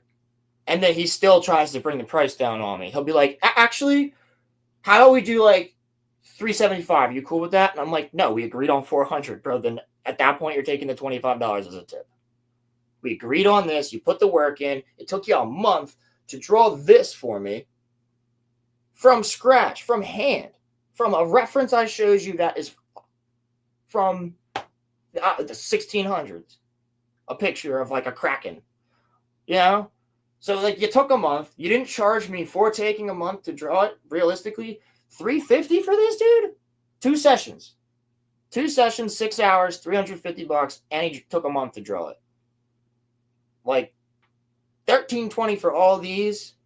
Imagine if I was going to that other guy. I'm not going to say the name of his shop, but I know what people have paid at his shop. I'd already be for these amount of tattoos and what I got and the work that went into it. And I'm not saying George is underselling himself.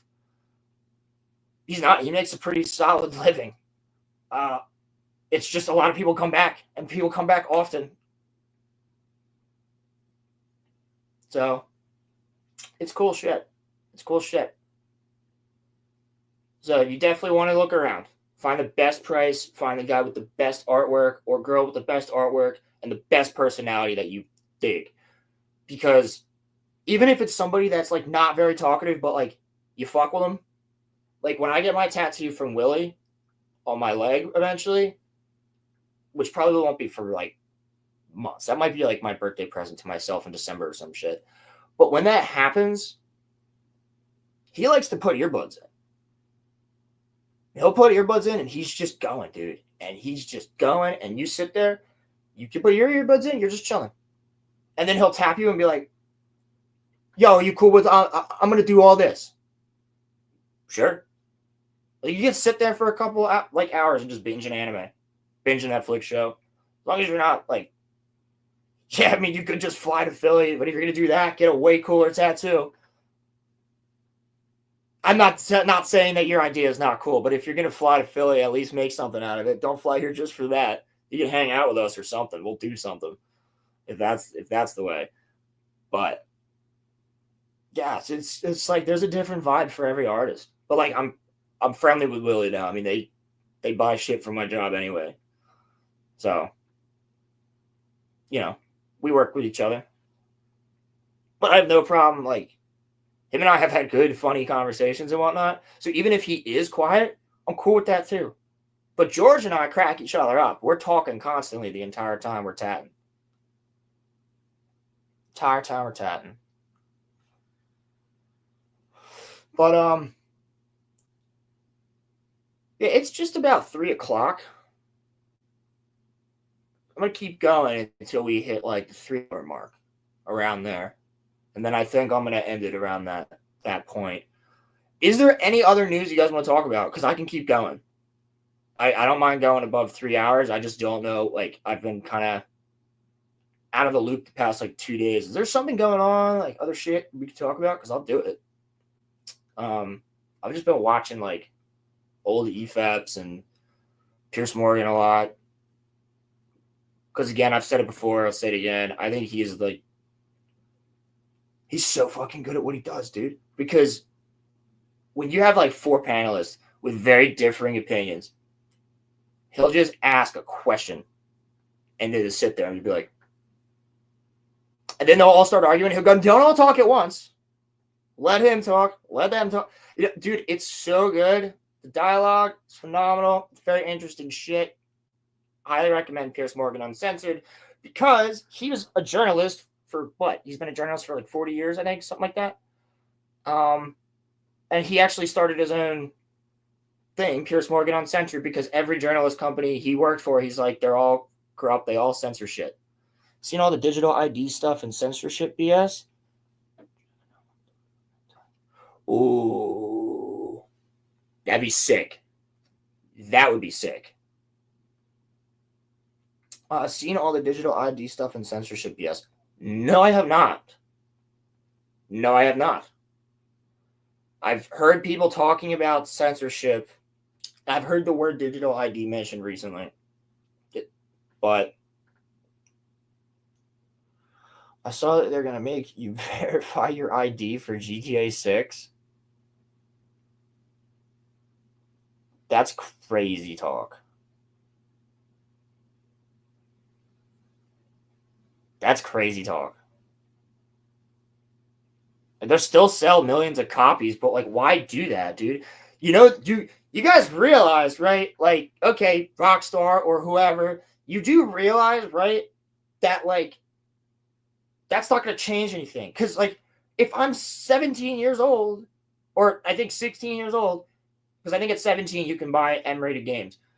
If I'm like 16 years old, or at least you used to be able to. If I'm 16 years old and I go into GameStop, they're not going to let me buy GTA 6. Because guess what? I'm not old enough. So if I'm not old enough, verifying your age for a video game, bro. Okay, hey, Dad, it won't let me play GTA 6. All right, son, I'm playing GTA 6 then. Like, you know what I mean? Because it's not going to stop anything, brother. People. UK and maybe the US will require an ID to be online.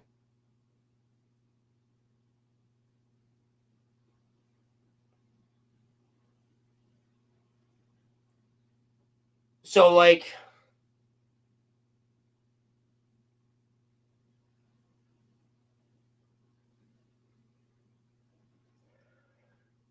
so what? You can't do it until you get working papers at 14? Which might be different in another state?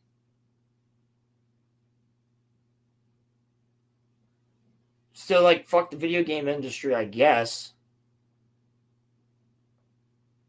No, there's no way. They'll create a new ID before.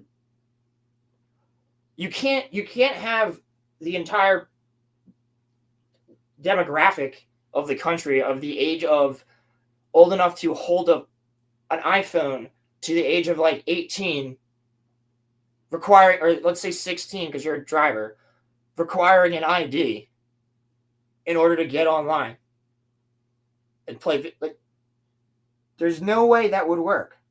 You would have to, it would have to be like, okay, when you turn fucking 4 and you go to school for the first time, or 5 for kindergarten, you get given an ID. Because, like, then learning goes out the window. There's no way. No, they would create a whole new form of ID. That I can see them doing, but they're not going to just straight up be like, you can't do it till you can drive or drink or be an adult. No way. No way. I mean, how many like artists would just never exist because of like digital art and whatnot and like Photoshop? How many YouTubers wouldn't be around? You know what I mean? Streamers. What if I'm like super into history, super into the environment, super into music? Fuck you. Can't learn it. If you want a good breakdown, I believe people like Chibi Reviews and Madam Savvy have videos on the subject breaking it down. Yeah, I like both of those channels. I don't think I'm subscribed to Savvy, but I do like her. I'll have to watch it. That sounds about right. It sounds about the same way that it's like you can't have books in schools that are about witchcraft, like Harry Potter. Sounds like that argument. They just want to... Dude, see? Bro, Monday Night Mayhem topic again. Like, what does this do in the long run? Sheltering all of your children makes a weak society. Who is that easier for? The ones up top I was talking about earlier. The faceless, nameless motherfuckers in charge of the fucking planet. It's so much easier to control a population when they're all pussies. Just saying.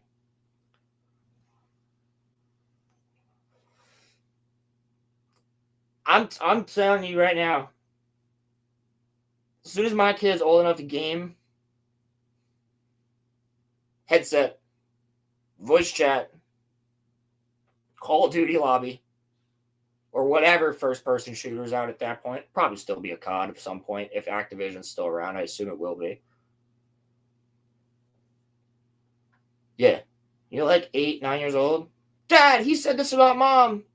Yeah, say that about his mom. Grow some fucking skin.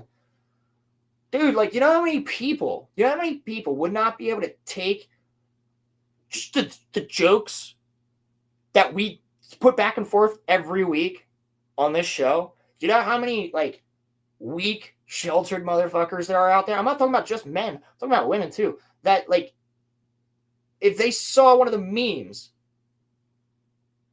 that fucking Pilgrim put into the chat. Yeah, right there, that fucking joke that he just made. You know how many people would ban him for that?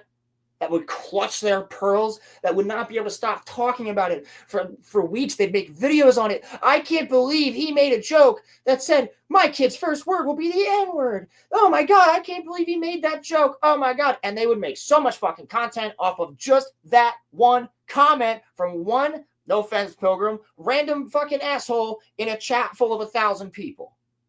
They will make 6 to 7, 8, 9 fucking videos. They'll bring it up on streams. They'll degrade the person on Twitter. They'll do every fucking thing. Supervised, Pilgrim, or Crimson, of course, supervised. Jesus, I can't stand how fucking weak-minded and pathetic, like, so many people act, dude. Like, just, you're so offended. I'm gonna use an Eminem quote. I'm offended. You're offended.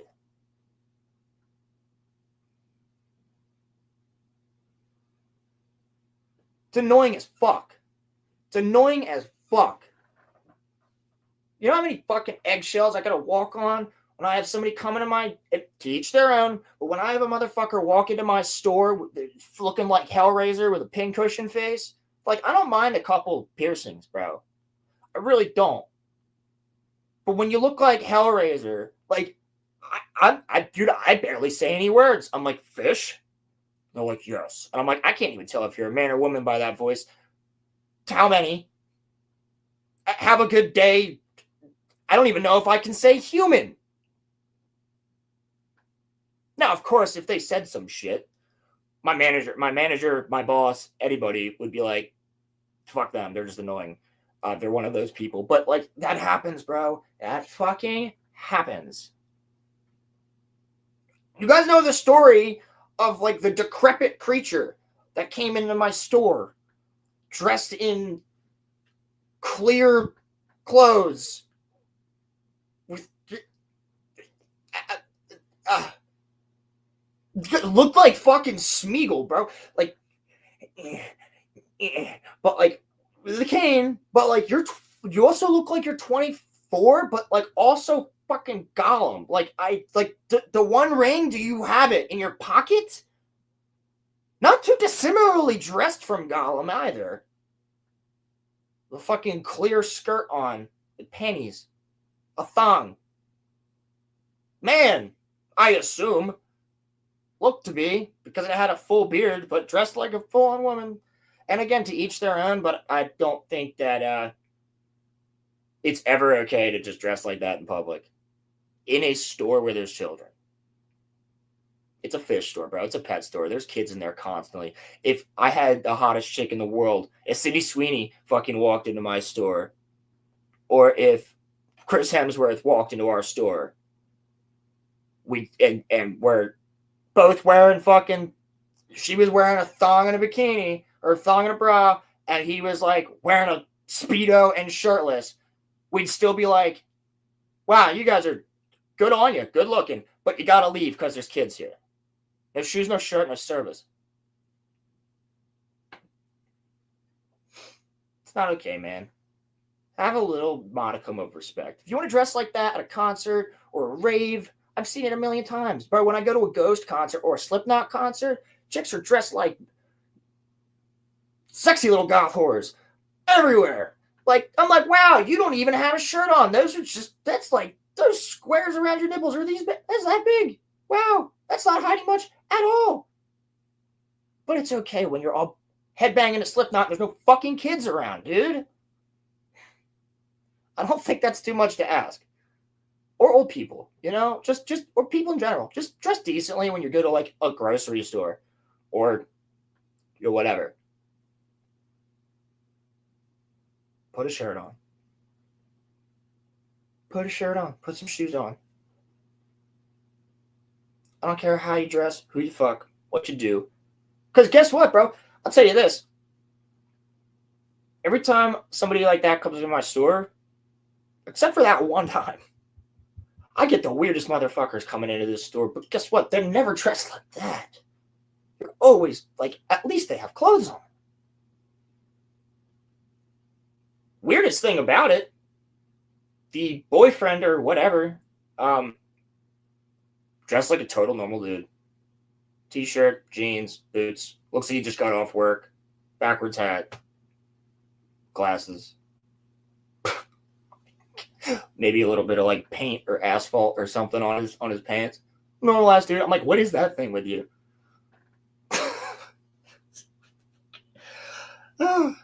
Sorry, I had to take Smeagol out to the store to look at the snakes and fish. Jesus. We live in a weird world these days, people. And it's getting weirder by the second, ain't it? I think we can all agree on that. Getting weirder by the second. Next week's episode is 140. That's crazy. That's crazy. 140, by the way, is an enjoyable little indie game.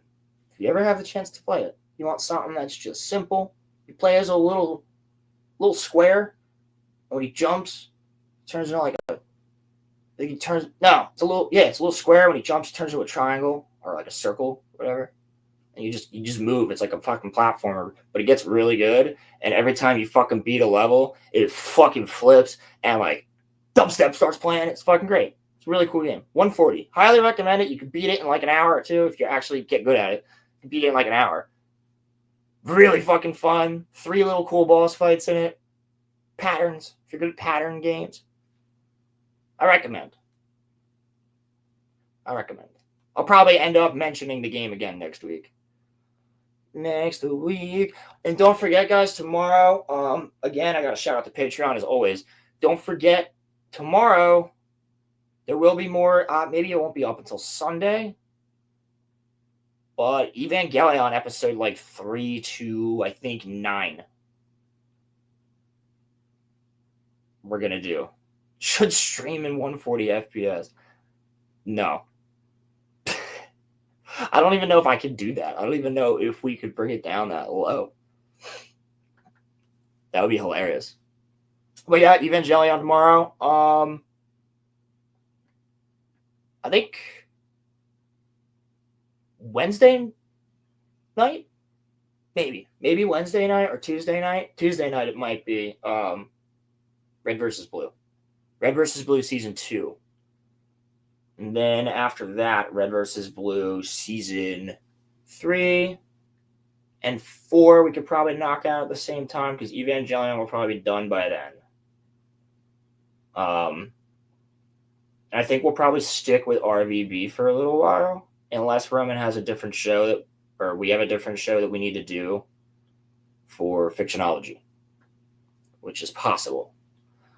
I think we might be up in the air for September Fictionology, if I'm not mistaken, because I'm pretty sure Chainsaw Man is October. Because that's when we started. Well, that's not when we started. I think that might be the first show I was on. Chainsaw Man. Talking about that with Crimson Law last October, if I'm not mistaken. Damn, bro. Time flies. Time flies.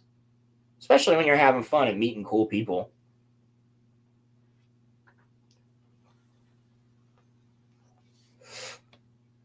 Yeah, I'll have to look into that stuff about the IDs and everything. Because that's creepy shit. September is dawned on. Oh, right. Yeah, September's dawned on. I'll already be caught up on that. Roman's got to start watching. I don't think he's even seen Season 1 yet. But isn't there only like 12 episodes Season 1 and like 5 of Season 2? Dude, Gigi is growing on me a lot. Actually, I pretty much like everybody. I haven't met whoever the guy with who was in the outro with the fat face and the fucking flashlight. I haven't met him yet. Well, like, bro, their crew's starting to get fucking cool. And I still think that Ira has one of the coolest powers. I think Ira's transformation looks dope. I want to see it again. Like, just the fucking mask that she has and the way the hair turns and the way she fights with, like, her feet. Dandadan is the ghost stealing the balls in the beginning, yes. It's gotten so much better. That was good, too. That was great. It's gotten so much better. He still doesn't have, I think he has 8 nut currently.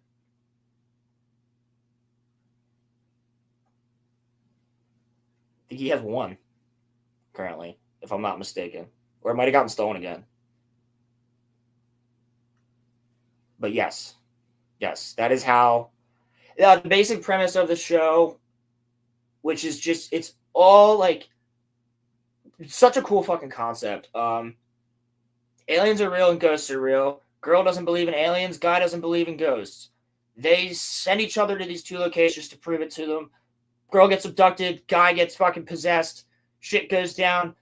You end up finding out that, like, the aliens have trouble fucking with Earth and, like, actually invading and other things because of spirits and cryptids that are all over Earth. Like, these aliens have not figured out. Like, Earth just has spirits and ghosts and, like, cryptids, but nowhere else does. So the aliens are like, what the fuck is this place? And the characters are phenomenally written so far. Yeah, I haven't met Kinto the goat yet. It's so good. The combat, oh my god, the fighting in it, dude. That fight with Gigi when they seal him, the animation goes hard. But yeah, now at this point they have an alien ally who's a fucking mantis shrimp, dude, which punches shit. They have the possessed fucking mannequin, which is sick. 2 possessed mannequins. Toro's the man. Granny Psycho.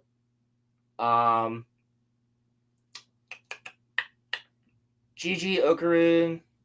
Okarun's the main character, and Momo's the main character. And then Gigi, Ira, Turbo Granny, who's in the possessed cat. I think that's it right now. That's it for all the main characters that I know. But that's not including the Acrobatic Silky, the Evil Eye, who are also characters that are part of the crew now. And the Hayashi. Who I just met. And, dude, the concepts of things are so cool. Like, the fact that the Loch Ness Monster isn't actually a cryptid. Or it's like actually an alien or some shit. I forget. If I'm not mistaken. Just cool shit, dude. Just cool concepts. Really cool concepts. There's a Mongolian death worm in it. So like everything is based on like true like lore, I guess, of like basically the shit we talk about on Monday Night Mayhem. Conspiracy theories and aliens and ghosts and urban legends and cryptids and yeah, it's fucking dope. Basically, the main character of Okarun is somebody that's like me, somebody that's like super interested in all that stuff, like, and ends up being thrust into the world of it, finding out it's all real. It's like when he meets an alien, he's like, "Oh my god, I have so many questions." You know, that's how I would be. That's how I would be. It is a very, very fun show. Very creative. Very creative. I mean, it was the editor for Chainsaw Man. His creation. Chainsaw Man has spawned 3 pretty solid manga and or anime. With Spy Family from one editor, Dandadan from another editor, and Hell's Paradise from a third. Dandadan is loaded with references. This latest episode had a Back to the Future reference. Yeah. Dude, there's so many references in it. And it's funny, like, the terminology they use. Like, Momo has said the word F-boy, as in fuckboy. And she calls Ira fugly. Calls her fugly all the time, even though she's hot. Back to the Future is goated. Yeah, so Dandadan, like, it references so much shit, bro. Like, they'll straight up just talk about, like, the president of the United States. Like, I think Donald Trump was in, wasn't he in one of the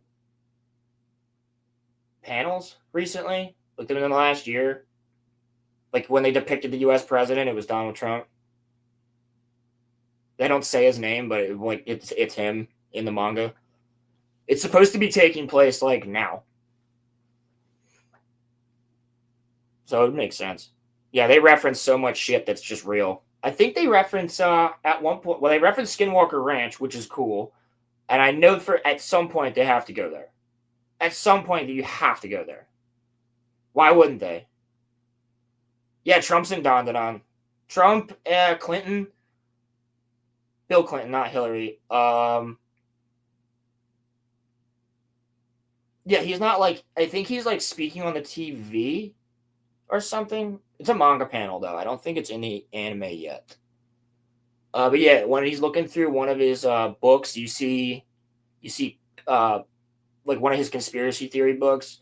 You see, first chapter of the manga name drops Obama. Yeah, Obama. And you see him in the book.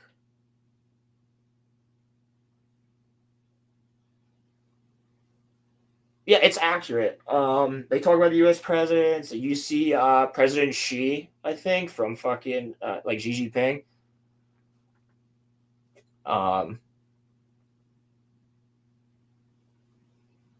Yeah, it's like dude. They reference the Mothman. They reference shit happening during like a Dodgers game or like a New York Yankees. Like, they mention shit from real life. It's real. Much like in Jujutsu Kaisen, how he's like how his favorite girl is Jennifer Lawrence. Yes, they are, Pilgrim. Not all of them, but yeah, some of them. Not as much as the Chinese. Not as much as the Chinese, but I would say it's more tolerable now, but there is still places in Japan that say like Japanese only, you can't go in. White people aren't allowed in there either. But yeah, the Japanese are a fairly racist bunch. Not racist, and I would say more isolationist, Zionist, maybe.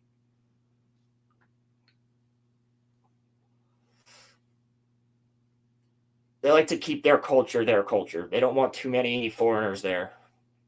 The Chinese are way more racist, like legitimately. No, I can respect keeping your culture. Like it's been around for thousands of years. You want to keep it the way it is.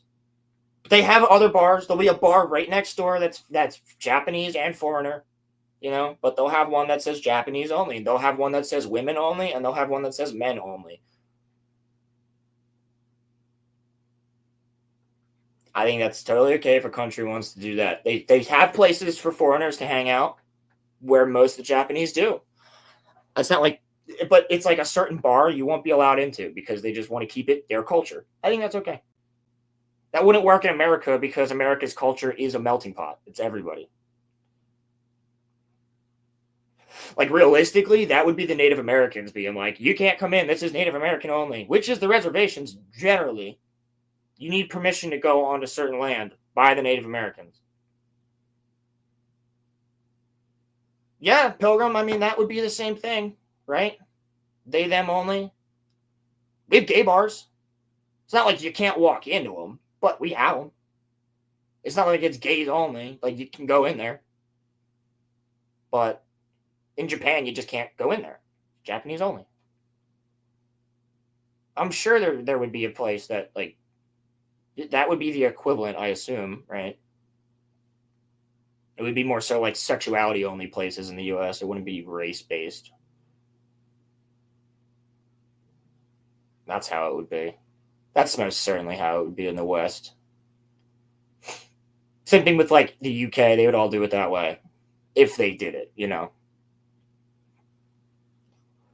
But I still feel like it would be like you can't, like, you'd still be able to walk in, you know.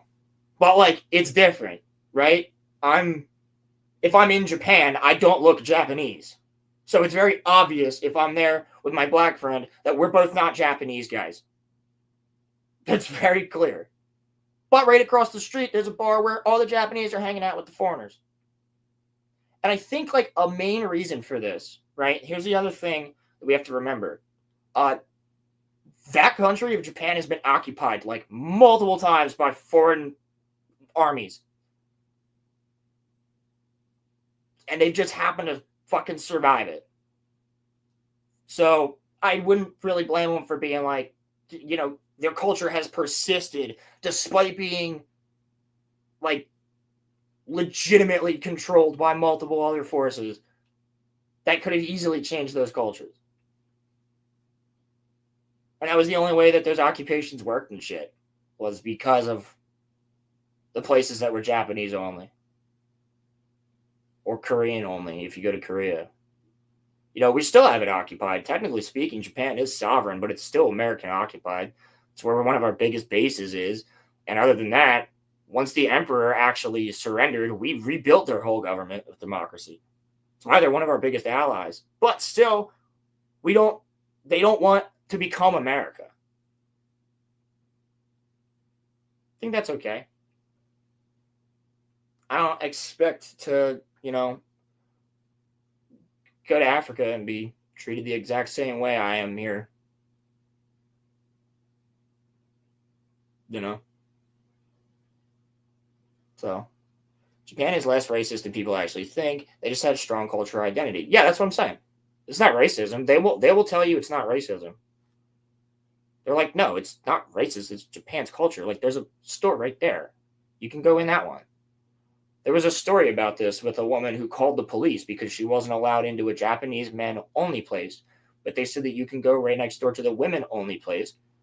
It wasn't Japanese women only. It was a women-only bar. They have those because there's a problem with women being touched and assaulted in Japan. Not as a problem.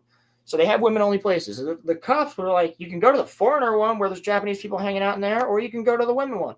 But she would not understand. She kept calling them racist. And they're like, no. Like, they did not get it. They were like, but that says Japanese only. Those ones don't. You're fine.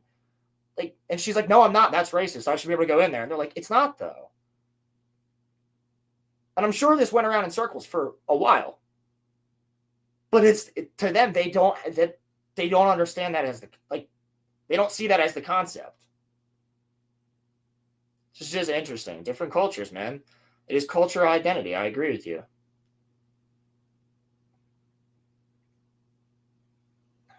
I don't see that as, I just don't see that as racism. They don't understand it. That is not the concept to them. So like they understand racism, right? Because the Chinese were very fucking racist to them hundreds of years ago back then, right? They get it. Other cultures were very fucking mean to the Japanese.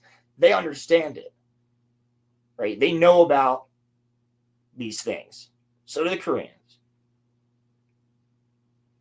You know what? And they know about these things from us, from the Allied forces occupations, right? We all know the stories. Like, not every GI was a fucking best guy, right? A lot of them were good fucking heroes. A lot of them were our grandfathers, right? Or great grandfathers. But not everybody in the military is a good fucking dude. Yeah, that's what I'm fucking saying, dude. That's exactly what I'm getting at. Americans forget that we've been around less than 250 years, and countries like Japan have been around for thousands. Yes. I actually, like,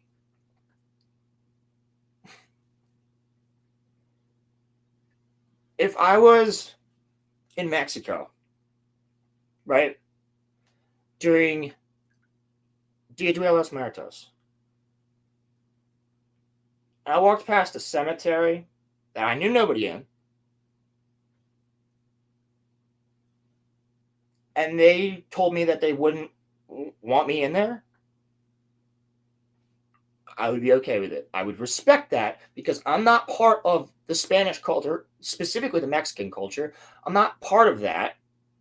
And if you find it disrespectful that I'm just walking around looking at all your different shrines for your loved ones, I can respect that you say, can you please not do this? Yeah, I can look from far away and I can leave. Right? I would respect that because I'm not part of that culture. So if to you it's disrespectful for me to be walking around going, ooh and ah, wow, these are so beautiful. But like to you, these might not be like, I know they're a celebration, right? That's what it is. But I'm not part of that culture. And if somebody were to tell me, hey, we prefer you not just gawk, I won't.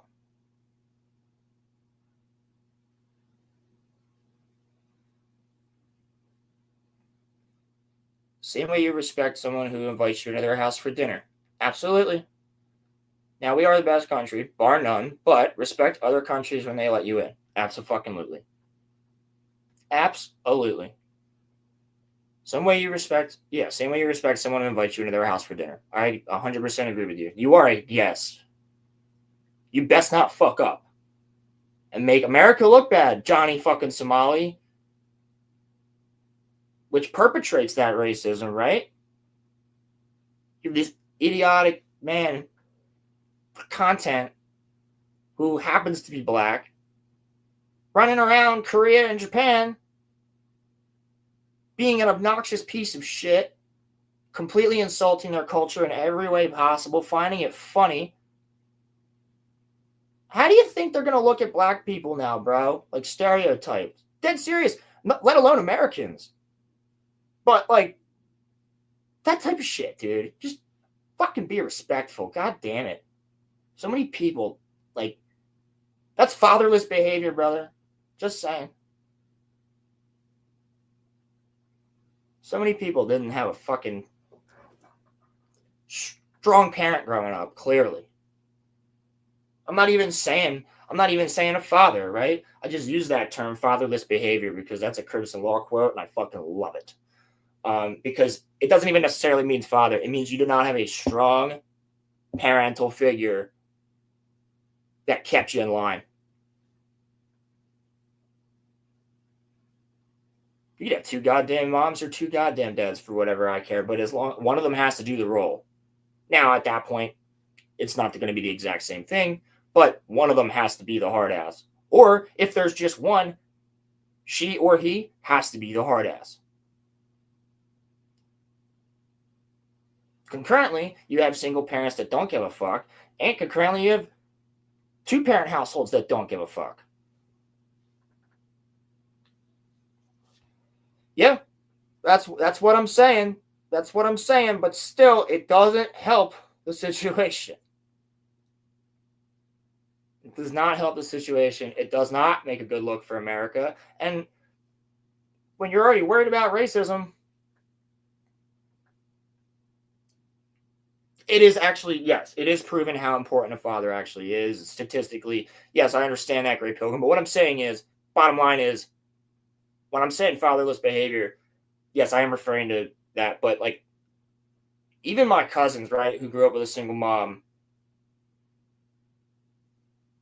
they had father figures. Their dad was around from time to time, my uncle, but like, they had my aunt, who was their mother, who was pretty fucking strict with them. But they also had my dad, my other uncle, our grandfather, you know? No, that's funny, Pilgrim. I get it. But, like, here's the funny thing, though. My other cousin, like, just because of my uncle being a single dad, and then meeting my biological aunt and marrying her just this past year, but they've been together for like 15, 16 years, something like that. She was the hard ass. Now, my Uncle John, he rarely gets angry. He is rarely like heated. When he is, he's fucking terrifying. Don't fuck with him. But he would always be more like the lenient one with my cousin. My aunt was the hard ass motherfucker. Because she was basically raised by my dad. So she's the hard ass. And my grandfather, or their father, my grandfather, was Vietnam. So he was a Nam vet. So he wasn't taking shit from anybody. He came from a military family. So it can work. I've seen women that are more the hard ass than the guy when it comes to parenting. Like, that has flipped, right? Like, now I'm 24. My dad and I are more, he's like, I've raised you well and all this other shit. My mom's the one who's more on my ass about shit. Oh, wait, did you still want news? Yeah, sure. Sure, give me something to talk about. I'll keep going for a little longer. If you got news, give me news. Because a week on YouTube is like a year in real life. Oh my God, yes, I saw Ryan Kennel post a video about it. I didn't get a chance to watch it yet. So what happened with that? Gina and Disney settled, so what's happening? Let's find out. Let me look it up. Let me look it up. We will find out. We will find out. Gina Carano. Boom. Love this woman. News. Lucasfilm and Disney settled with actor Gina Carano following her firing. Disney and Lucasfilm. All right, we'll do Hollywood Reporter because they're usually on point with this shit. Not that they are on point, but the actress accused of entertainment giant discriminating against her voicing certain opinions on hot button issues. Yeah. Settled the lawsuit from Gina Carano, who accused the studio of discrimination and wrongful termination over her firing from The Mandalorian. In a statement A Lucasfilm spokesperson said, "With this lawsuit concluded, we look forward to identifying opportunities to work together with Ms. Carano in the near future." I don't know if she will ever go back. "We have reached an agreement with Gina Carano to resolve the issues in her pending lawsuit against the companies." It added, "Ms. Carano was always well respected by her directors, co-stars, and staff indeed, and she worked hard to perfect her craft while treating her colleagues with kindness and respect." Yes. Okay. We know this. What the fuck? What the fuck? The article just completely changed into something about Fantastic Four. Is that it? Oh, no, here it is. Carano said in a statement that the deal is the best outcome for all parties involved, and my desires remain in the arts. Terms of the settlement announced on Thursday weren't disclosed. In a lawsuit filed last year, Carano alleged she was fired for voicing right-wing opinions on social media and sought a court order that would force Lucasfilm to recast her. Elon Musk making good on a promise to foot the legal bill for users who claim they have been discriminated against due to their activity on this platform helped fund the suit through X. "I want to extend my deepest, most heartfelt gratitude to Elon Musk, a man I've never met, who did this good Samaritan deed for me," Carano said. The legal action came after Lucasfilm announced 2021. Yes, we know the story, which she said most people today don't realize that to get to the point where Nazi soldiers could easily round up thousands of Jews, the government first made their own neighbors hate them simply for being Jews. How is that any different from hating someone for their political views? Yeah, that's what she said. I don't think that's actually all too bad. It was the latest in a long string of posts in which the former MMA fighter drew the ire of social media users. Yes, they canceled her, COVID-19, stuff like that. We know the whole story. According to the complaint, Disney and Lucasfilm harassed and defamed Carano, which I believe they did, who was paid $25,000 per episode as a guest actor and later negotiated a one-time $5,000 bonus for refusing to conform with their viewpoints on issues relating to Black Lives Matter, preferred pronouns, and disproven claims of election interference. While she was allegedly fired for her cultural and religious beliefs, Carano said that the court entertainment giant turned a blind eye to her male co-stars. True. Oh my God, pop-up ad again. Get out of here. Who allegedly made offensive and denigrating posts directed towards Republicans, which they did. She pointed to Pedro Pascal's 2017 post comparing former President Donald Trump to Hitler. Carano was terminated from The Mandalorian, as well as other titles in the Star Wars universe, including Rangers of the New Republic, shortly after declining to meet with Lucasfilm President Kathleen Kennedy and 45 employees who identify as LGBTQ+, the lawsuit said. The last year, the court declined to dismiss the lawsuit, rebuffing arguments from Disney that it has the right not to associate with talent who imbue the Star Wars series with views that could turn fans away from the show. Yeah, but that happens with Pedro Pascal. Potential witnesses in the case included Pedro Pascal, Jon Favreau, Bear Grylls, Lucasfilm President Kathleen Kennedy, and Lynn Hale, the engineer of the publicity campaign behind Star Wars. Read Carano's full statement below. I have come to an agreement with Disney/Lucasfilm, which I believe is the best outcome for all parties involved. I hope this brings some healing to the Force. I want to extend my deepest, most heartfelt gratitude to Elon Musk, a man I've never met, who did the good Samaritan deed for me in funding my lawsuit. Thank you, Mr. Musk, and for X for backing my case and asking for nothing in return. To my lawyers at Sherja maybe, who walked me through this unknown territory, thank you for your wisdom and guidance. I am humbled and grateful to God for his love and grace in this outcome.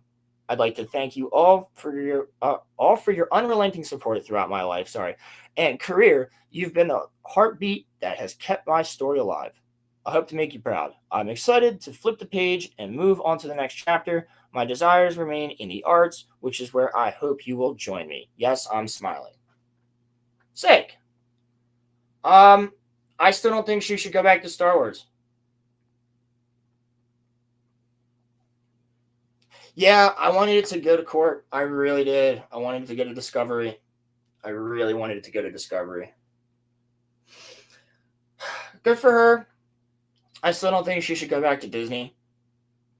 whatever project she does that's going to be from a mainstream company next, that isn't something like Terror on the Prairie that she did for Ben Shapiro's thing. Yeah, the next movie she does, she's gonna get raked through the leaves again. Or the weeds, I should say. It's gonna happen because they're gonna be like, look, they hired that racist bitch from 2018. You know what I mean? So, or 2021. They hired that racist bitch back. Nobody see this movie. Boycott the movie. Yeah. I would love to see if that got to court. Discovery would have been crazy, you guys. All the shit that would have came out. But, like, dude, yeah, I would have refused to sit down, too. Doesn't matter that it's 45 LGBTQ plus people, plus her. Like, plus Kathleen Kennedy, I should say. Doesn't matter. 45 people that you want me to sit here on a Zoom call with my boss and 45 offended people just so they can talk to me about it. You know what that's going to be, right? That's going to be you sit here and everybody talks shit on you and you go, okay, yes, I'm sorry. Yes. Okay, yes. Yes. Okay, yes. Yes. Okay, yes. And it'll be the same arguments. You offended me. You offended me because you're racist. Okay, yes. You offended me because you're sexist. Okay, yeah, okay, sure. And, like, you just have to sit there and fucking take it. I would have refused that shit, too. That's fucked up. That is cruel and unusual punishment for a goddamn tweet when Pedro Pascal's dumbass didn't have to fucking do anything. Yeah, double standard. Double fucking standard at Lucasfilm and Disney. Want to go one step fucking further, they can't fire Chris Pratt. They fucking need him too much if they ever want to bring Star-Lord back. They can't fire Chris Evans if they ever want to bring Captain America back. But they both said things, right? They won't do them, though, because they're not a slightly side character. Speaking of Pedro, he's going to be in Gilroy's next project. Is Gilroy doing another Star Wars project, or is that just his next project in general? I haven't heard anything about Gilroy signing on for Star Wars.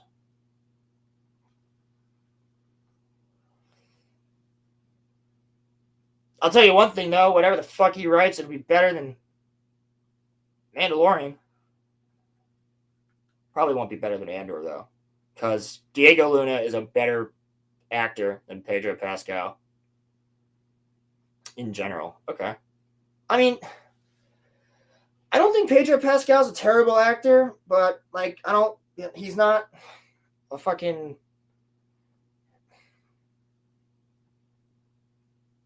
Yeah, he's not a Tom Cruise or a fucking Keanu Reeves. I don't know why I said that. Yeah, no way. Pedro Pascal's great in, I heard he's phenomenal in Narcos, haven't seen it. He's great in, Game of Thrones, for the one season that he's in. I mean, he's not in many episodes, but he's good. Solid enough, you know? He's got some really good lines and scenes. You murdered her! You killed our children! Say it! That's good. Arguably, that's season 4, right? Yeah, arguably one of the last good seasons. I'd say season 5. Season 6 okay. But all the book readers will tell me season 5 and 6 suck. Well, 5 has Hard Home. Hard Home is sick. Does his character die? Yeah.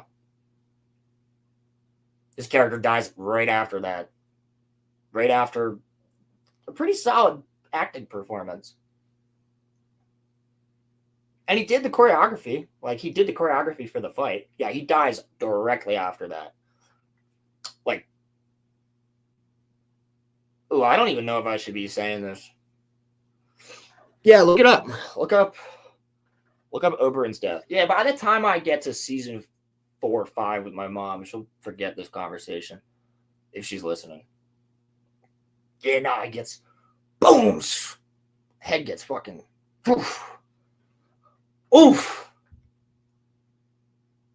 And then into Mando.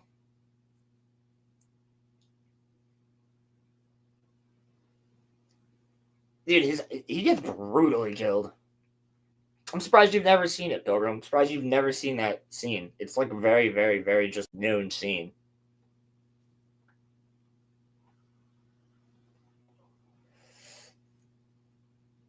It's good. It's a good scene. But yeah, you want to see Pedro Pascal brutally get murdered. Brutally. Oh, he's also an idiot in that scene. That's the thing. He was winning.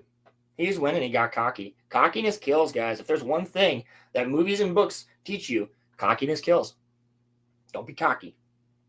If you're too cocky, you'll get killed. I'll stay away from Game of Thrones as much as possible. I don't blame you.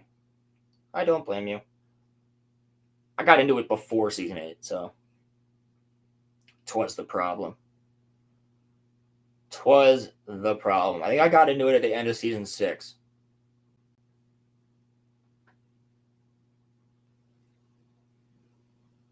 Yeah, if you ever get to it, you won't have a lot spoiled. You know, you'll probably know everything.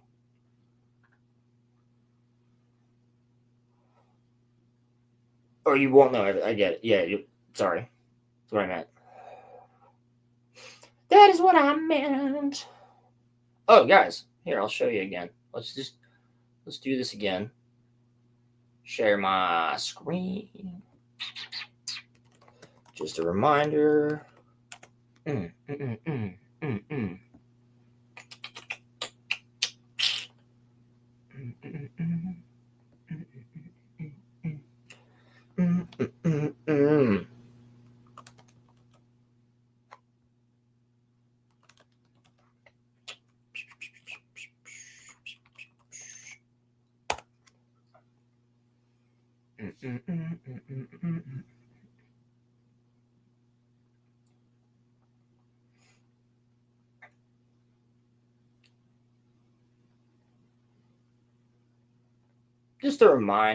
Just a reminder that this exists.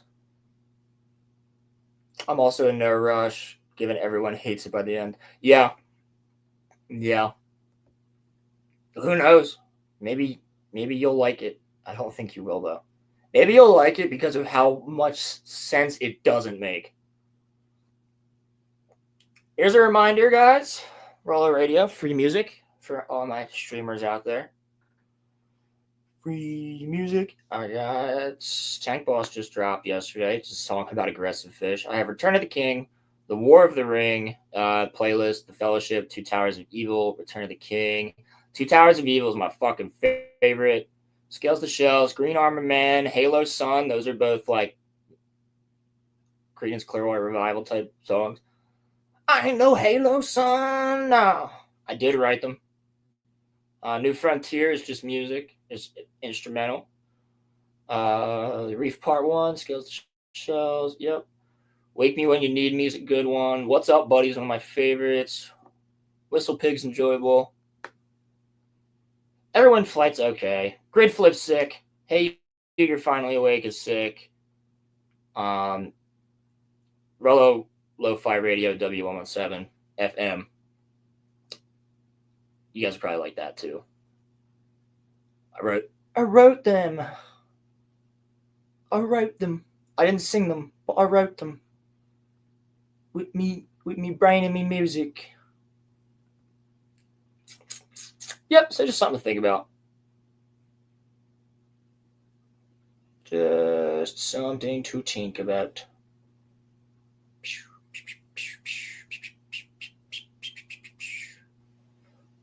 No approach. Everyone hates about that. Yeah, fuck that. Game of Thrones is a. I don't even think does anyone say jump the shark anymore, or do you just say pull a Game of Thrones? Because I think most people just say pull a Game of Thrones because like that was bigger, right? Game of Thrones was the biggest television phenomenon, I would say, of all time.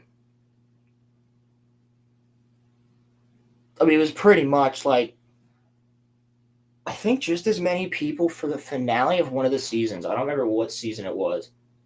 maybe it was for Battle of the Bastards, like just as many people watched that episode as they did the Super Bowl.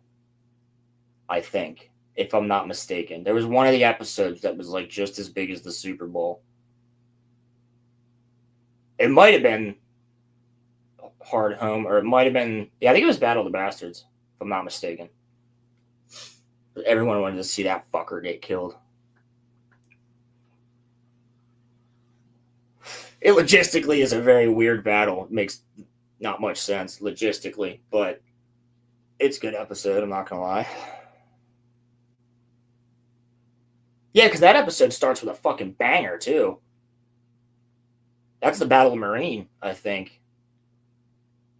I'm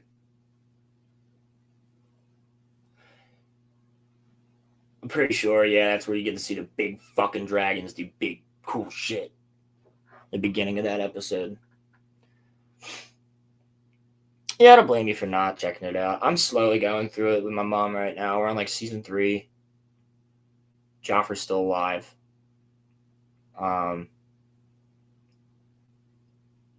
Tywin's phenomenal. I always forget how little Tywin really is in the show. Up until, like, obviously, what happens. But Tywin is great, dude. I love every scene that he's in, man. Like, just every single scene with Tywin Lannister. It just steals it. Like, he just steals the show. Very much like Partagaz in Andor. Just every scene he's on screen, you're like, I just want more, dude. I want more of that character. It's just so fucking good. It's just so good. Written so well. Just commanding. Just talking with so much respect and command. Good shit. Good shit. We like stuff that's well written, and it's fun that way, guys. We like well written things. Do you think George R. R. Martin is right in saying Jaime could be Aragorn? No. No. No.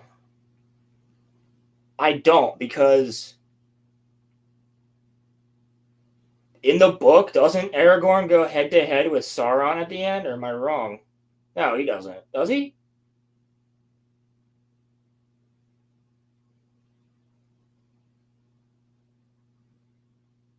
I'm not missing. It's been a while since I read the book. He goes head to head with somebody at one point. It's like,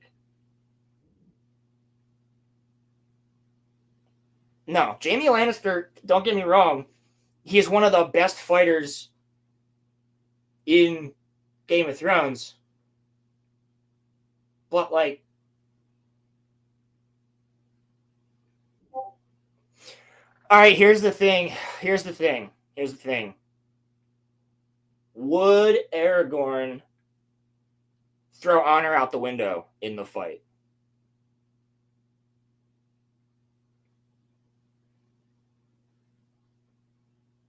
I don't even think Jaime Lannister takes Boromir.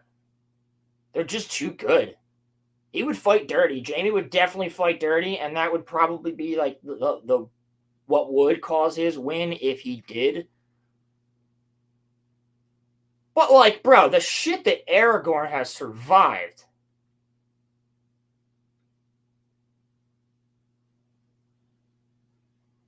Like, just the amount of shit that he survived. Are we saying that the two characters just get dropped? Like, they just drop into a map and it's like, kill. Like, no thinking, just kill? Because if it's just kill on pure, like, combat prowess alone, I think that Aragorn takes it. But if it's like Aragorn's fighting honorable and Jaime's fighting dirty, Jaime might win. He might win. I love Jaime Lannister up until fucking season 8. They just ruined his character. They were like, yeah, remember that entire character arc that we've done for 8 seasons for this character to make you really like him? He's going to quite literally just say, fuck all of that, and go back to being exactly the same person from the first episode. So stupid. So stupid. We wanted to subvert your expectations. Why do I subvert your fucking show? Cocksuckers. Who would think that's ever a good idea? Ryan Johnson probably thought that was a good idea. He probably likes season 8 of Game of Thrones. That's one person. That's one person on the planet that I think probably would like season 8 of Game of Thrones. Ryan Johnson, because he's so obsessed with subverting expectations. That entire season is a subversion of the entire story of the show. Shut up, Discord. Yeah, I think Ryan Johnson. It's actually funny. I've never even thought of that before. But like, The Last Jedi is kind of a microcosm of season 8 of Game of Thrones, in a way. Like, if you were to stretch out The Last Jedi into 8 hours, which I know, it sounds horrifying. It sounds horrifying. It would do the same thing that Game of Thrones season 8 did for the show that The Last Jedi did for Star Wars.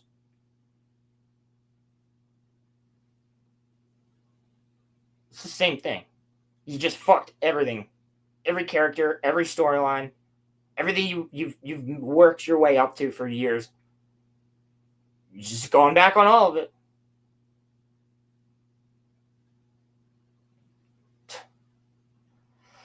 Oh, people are stupid. People are strange when you're a stranger. Faces look ugly when you're alone. Women stay wicked all the fucking time. Yeah, bro, look at you, number 1 in chat, Great Pilgrim. Oh yeah, look at that. Look at that. Give me the crown. The crown is mine. I will king chat. King chat. Your eyes, chat. Give me your eyes. Your eyes, chat. I love that fucking Meat Canyon video. To anybody that hasn't seen that Meat Canyon video on XQC, go watch it, please. It's weird. It's slightly disturbing. But that's all of Meat Canyon's videos. The rule of Gondor is mine. Alright, fucking Denethor. Gondor needs no king.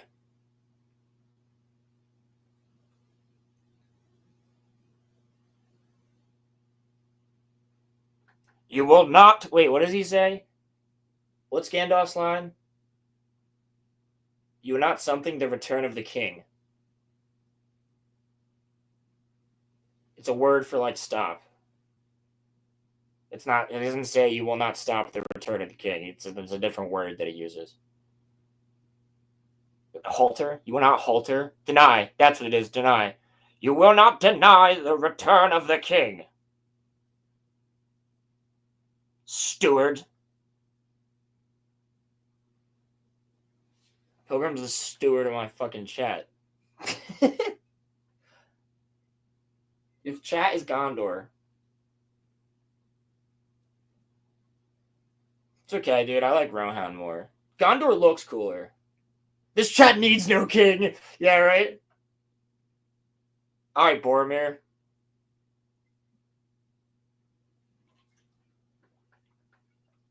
Authority is not given to you to deny the return of the king. Steward. Doesn't he end it by saying the steward? Rohan, alright. I prefer Rohan because, like, I would love to be a writer of Rohan, but Minas Tirith is fucking dope. But you always have to look at Mordor and just be like, ooh, that's like, they're not that far. Like, they're kind of right there. And you're just constantly fighting in Osgiliath, which, like, sucks, because it's just like every day you guys just have to go back to Osgiliath and fucking kill some orcs, and then go back home, and then go back to Osgiliath and kill some orcs the next day. It's just all you do. Whereas, like, in Rohan, bro, it's like, all right, boys, we're ride. And everybody hops on horses and it's like, let's go hunt some fucking orcs. And that's, like, fun. That's less monotonous of just like, okay, they're back. Oh, shit. Okay, they're back. Oh, shit. Okay, they're back. Oh, shit. And it's like, if you're not a cook or, like, an artisan, you're just a soldier or a blacksmith if you're a guy. In Gondor. In Rohan, bro, I feel like there's a lot more shit to do. I can't even say that their armor looks cooler. I mean, I think it does, but, like, Gondorian armor is fucking sick. But, like, Rohan is Whiterun. And I like Whiterun from Skyrim. That's why I've always liked Whiterun, because it's Rohan.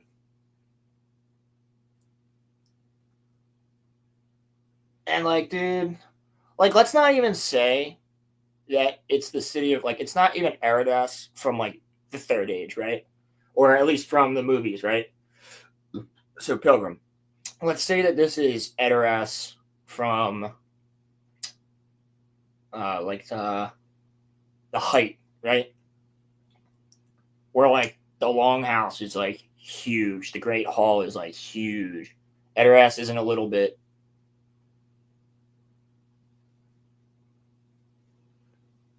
Plus the Rohirrim theme over, yeah. The Rohirrim theme is great. Me, me, me, me, me, oh, me, me, me. Theoden is one of the best characters in Lord of the Rings. That is not arguable.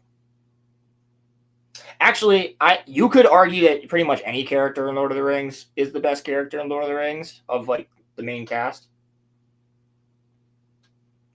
But yeah, we could talk about Lord of the Rings for hours, baby. Somehow every show that happens. Lord of the Rings content. Dude, I'll never forget, like, being in class with this kid named Zach. And he had a lisp. And, like, a high voice. His voice didn't drop yet. We're in 6th grade. And, like, the teacher goes, hey, class, like, has there ever been a book that, like, you know, someone told you was too advanced for you to read and you read it anyway? He raised his hand. He goes, yeah. What are the Wings? Dude, I will never forget that quote. What are the Wings? On that note, though, guys, I'm running out of steam a little bit. I'm tired. I was feeling a little bit off this morning anyway. But I didn't want to miss the stream unless I'm, like, actually sick. So, guys, Bernard Hill is very underrated. He's a GOAT actor. But I'm basically just going to call it in a few seconds. Remember to follow me on Rolo_radio. Rolo_films, you know, RG Energy too on all platforms. Like and subscribe and all that stuff. Watch party /EFAP it. Yeah, we could do that. We could definitely do that for the Patreon. For the 25th anniversary of Fellowship, we need to do a stream. Yeah, 100%. We could do that. I think that would be a lot of fun. I think that would be loads of fun. Have to look out for Warner Brothers, though, dude. They'll get you. But I think if we put a cover up over it and everything and kind of did like what EFAP did, we'd probably be able to get away with it.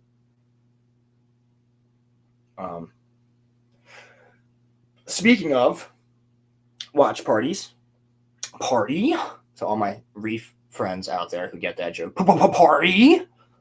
What's going on back here? Yeah, no, everybody like that. Patreon. It's $1, 99 cents a month. 99 cents a month, unless you're cool and you want to do the 10.99, which gives you guys some extra shit. It is not for them to deny the return of the king. Great Pilgrim, I agree. And yeah, tomorrow Evangelion watch parties. I don't know if they'll be up immediately afterwards or if they're going to be going up on Sunday or Monday or something like that. But There is already episodes 1 and 2 on the Patreon. There is the Red versus Blue watch party on the Patreon, which Corey should be joining us for more. He couldn't join as long last time, but he should be able to join for more. I'm really excited to get through Red versus Blue. It's so phenomenal. It's so good up until season 13. But after season 13, it goes to shit. But yeah, so tomorrow, episode 3, 4, 5, 6, 7, 8, and 9, I think, of Evangelion, maybe even 10, depending on how we're feeling, are all going to be watched by Roman and I tomorrow afternoon. So they should be up within a couple days on this Patreon. Again, we're working on clips that we can cut them down into smaller YouTube videos if YouTube lets us do it. They were cucking us with the Red versus Blue one. So we'll do our best for that to give, those that aren't on the Patreon, if we, like I said earlier, we can make it cheaper than 99 cents, we would. But I don't know. It's just a little something. If you guys like our content, you want to watch some watch parties, I don't think 99 cents is too much to ask. But I'm not even asking. I'm just letting you know where it's at. And if you want to, hell yeah. So other than that, guys, I think I'm about to call it here. Everybody, have an amazing rest of your weekend. And what can I end this on? What can I end this on?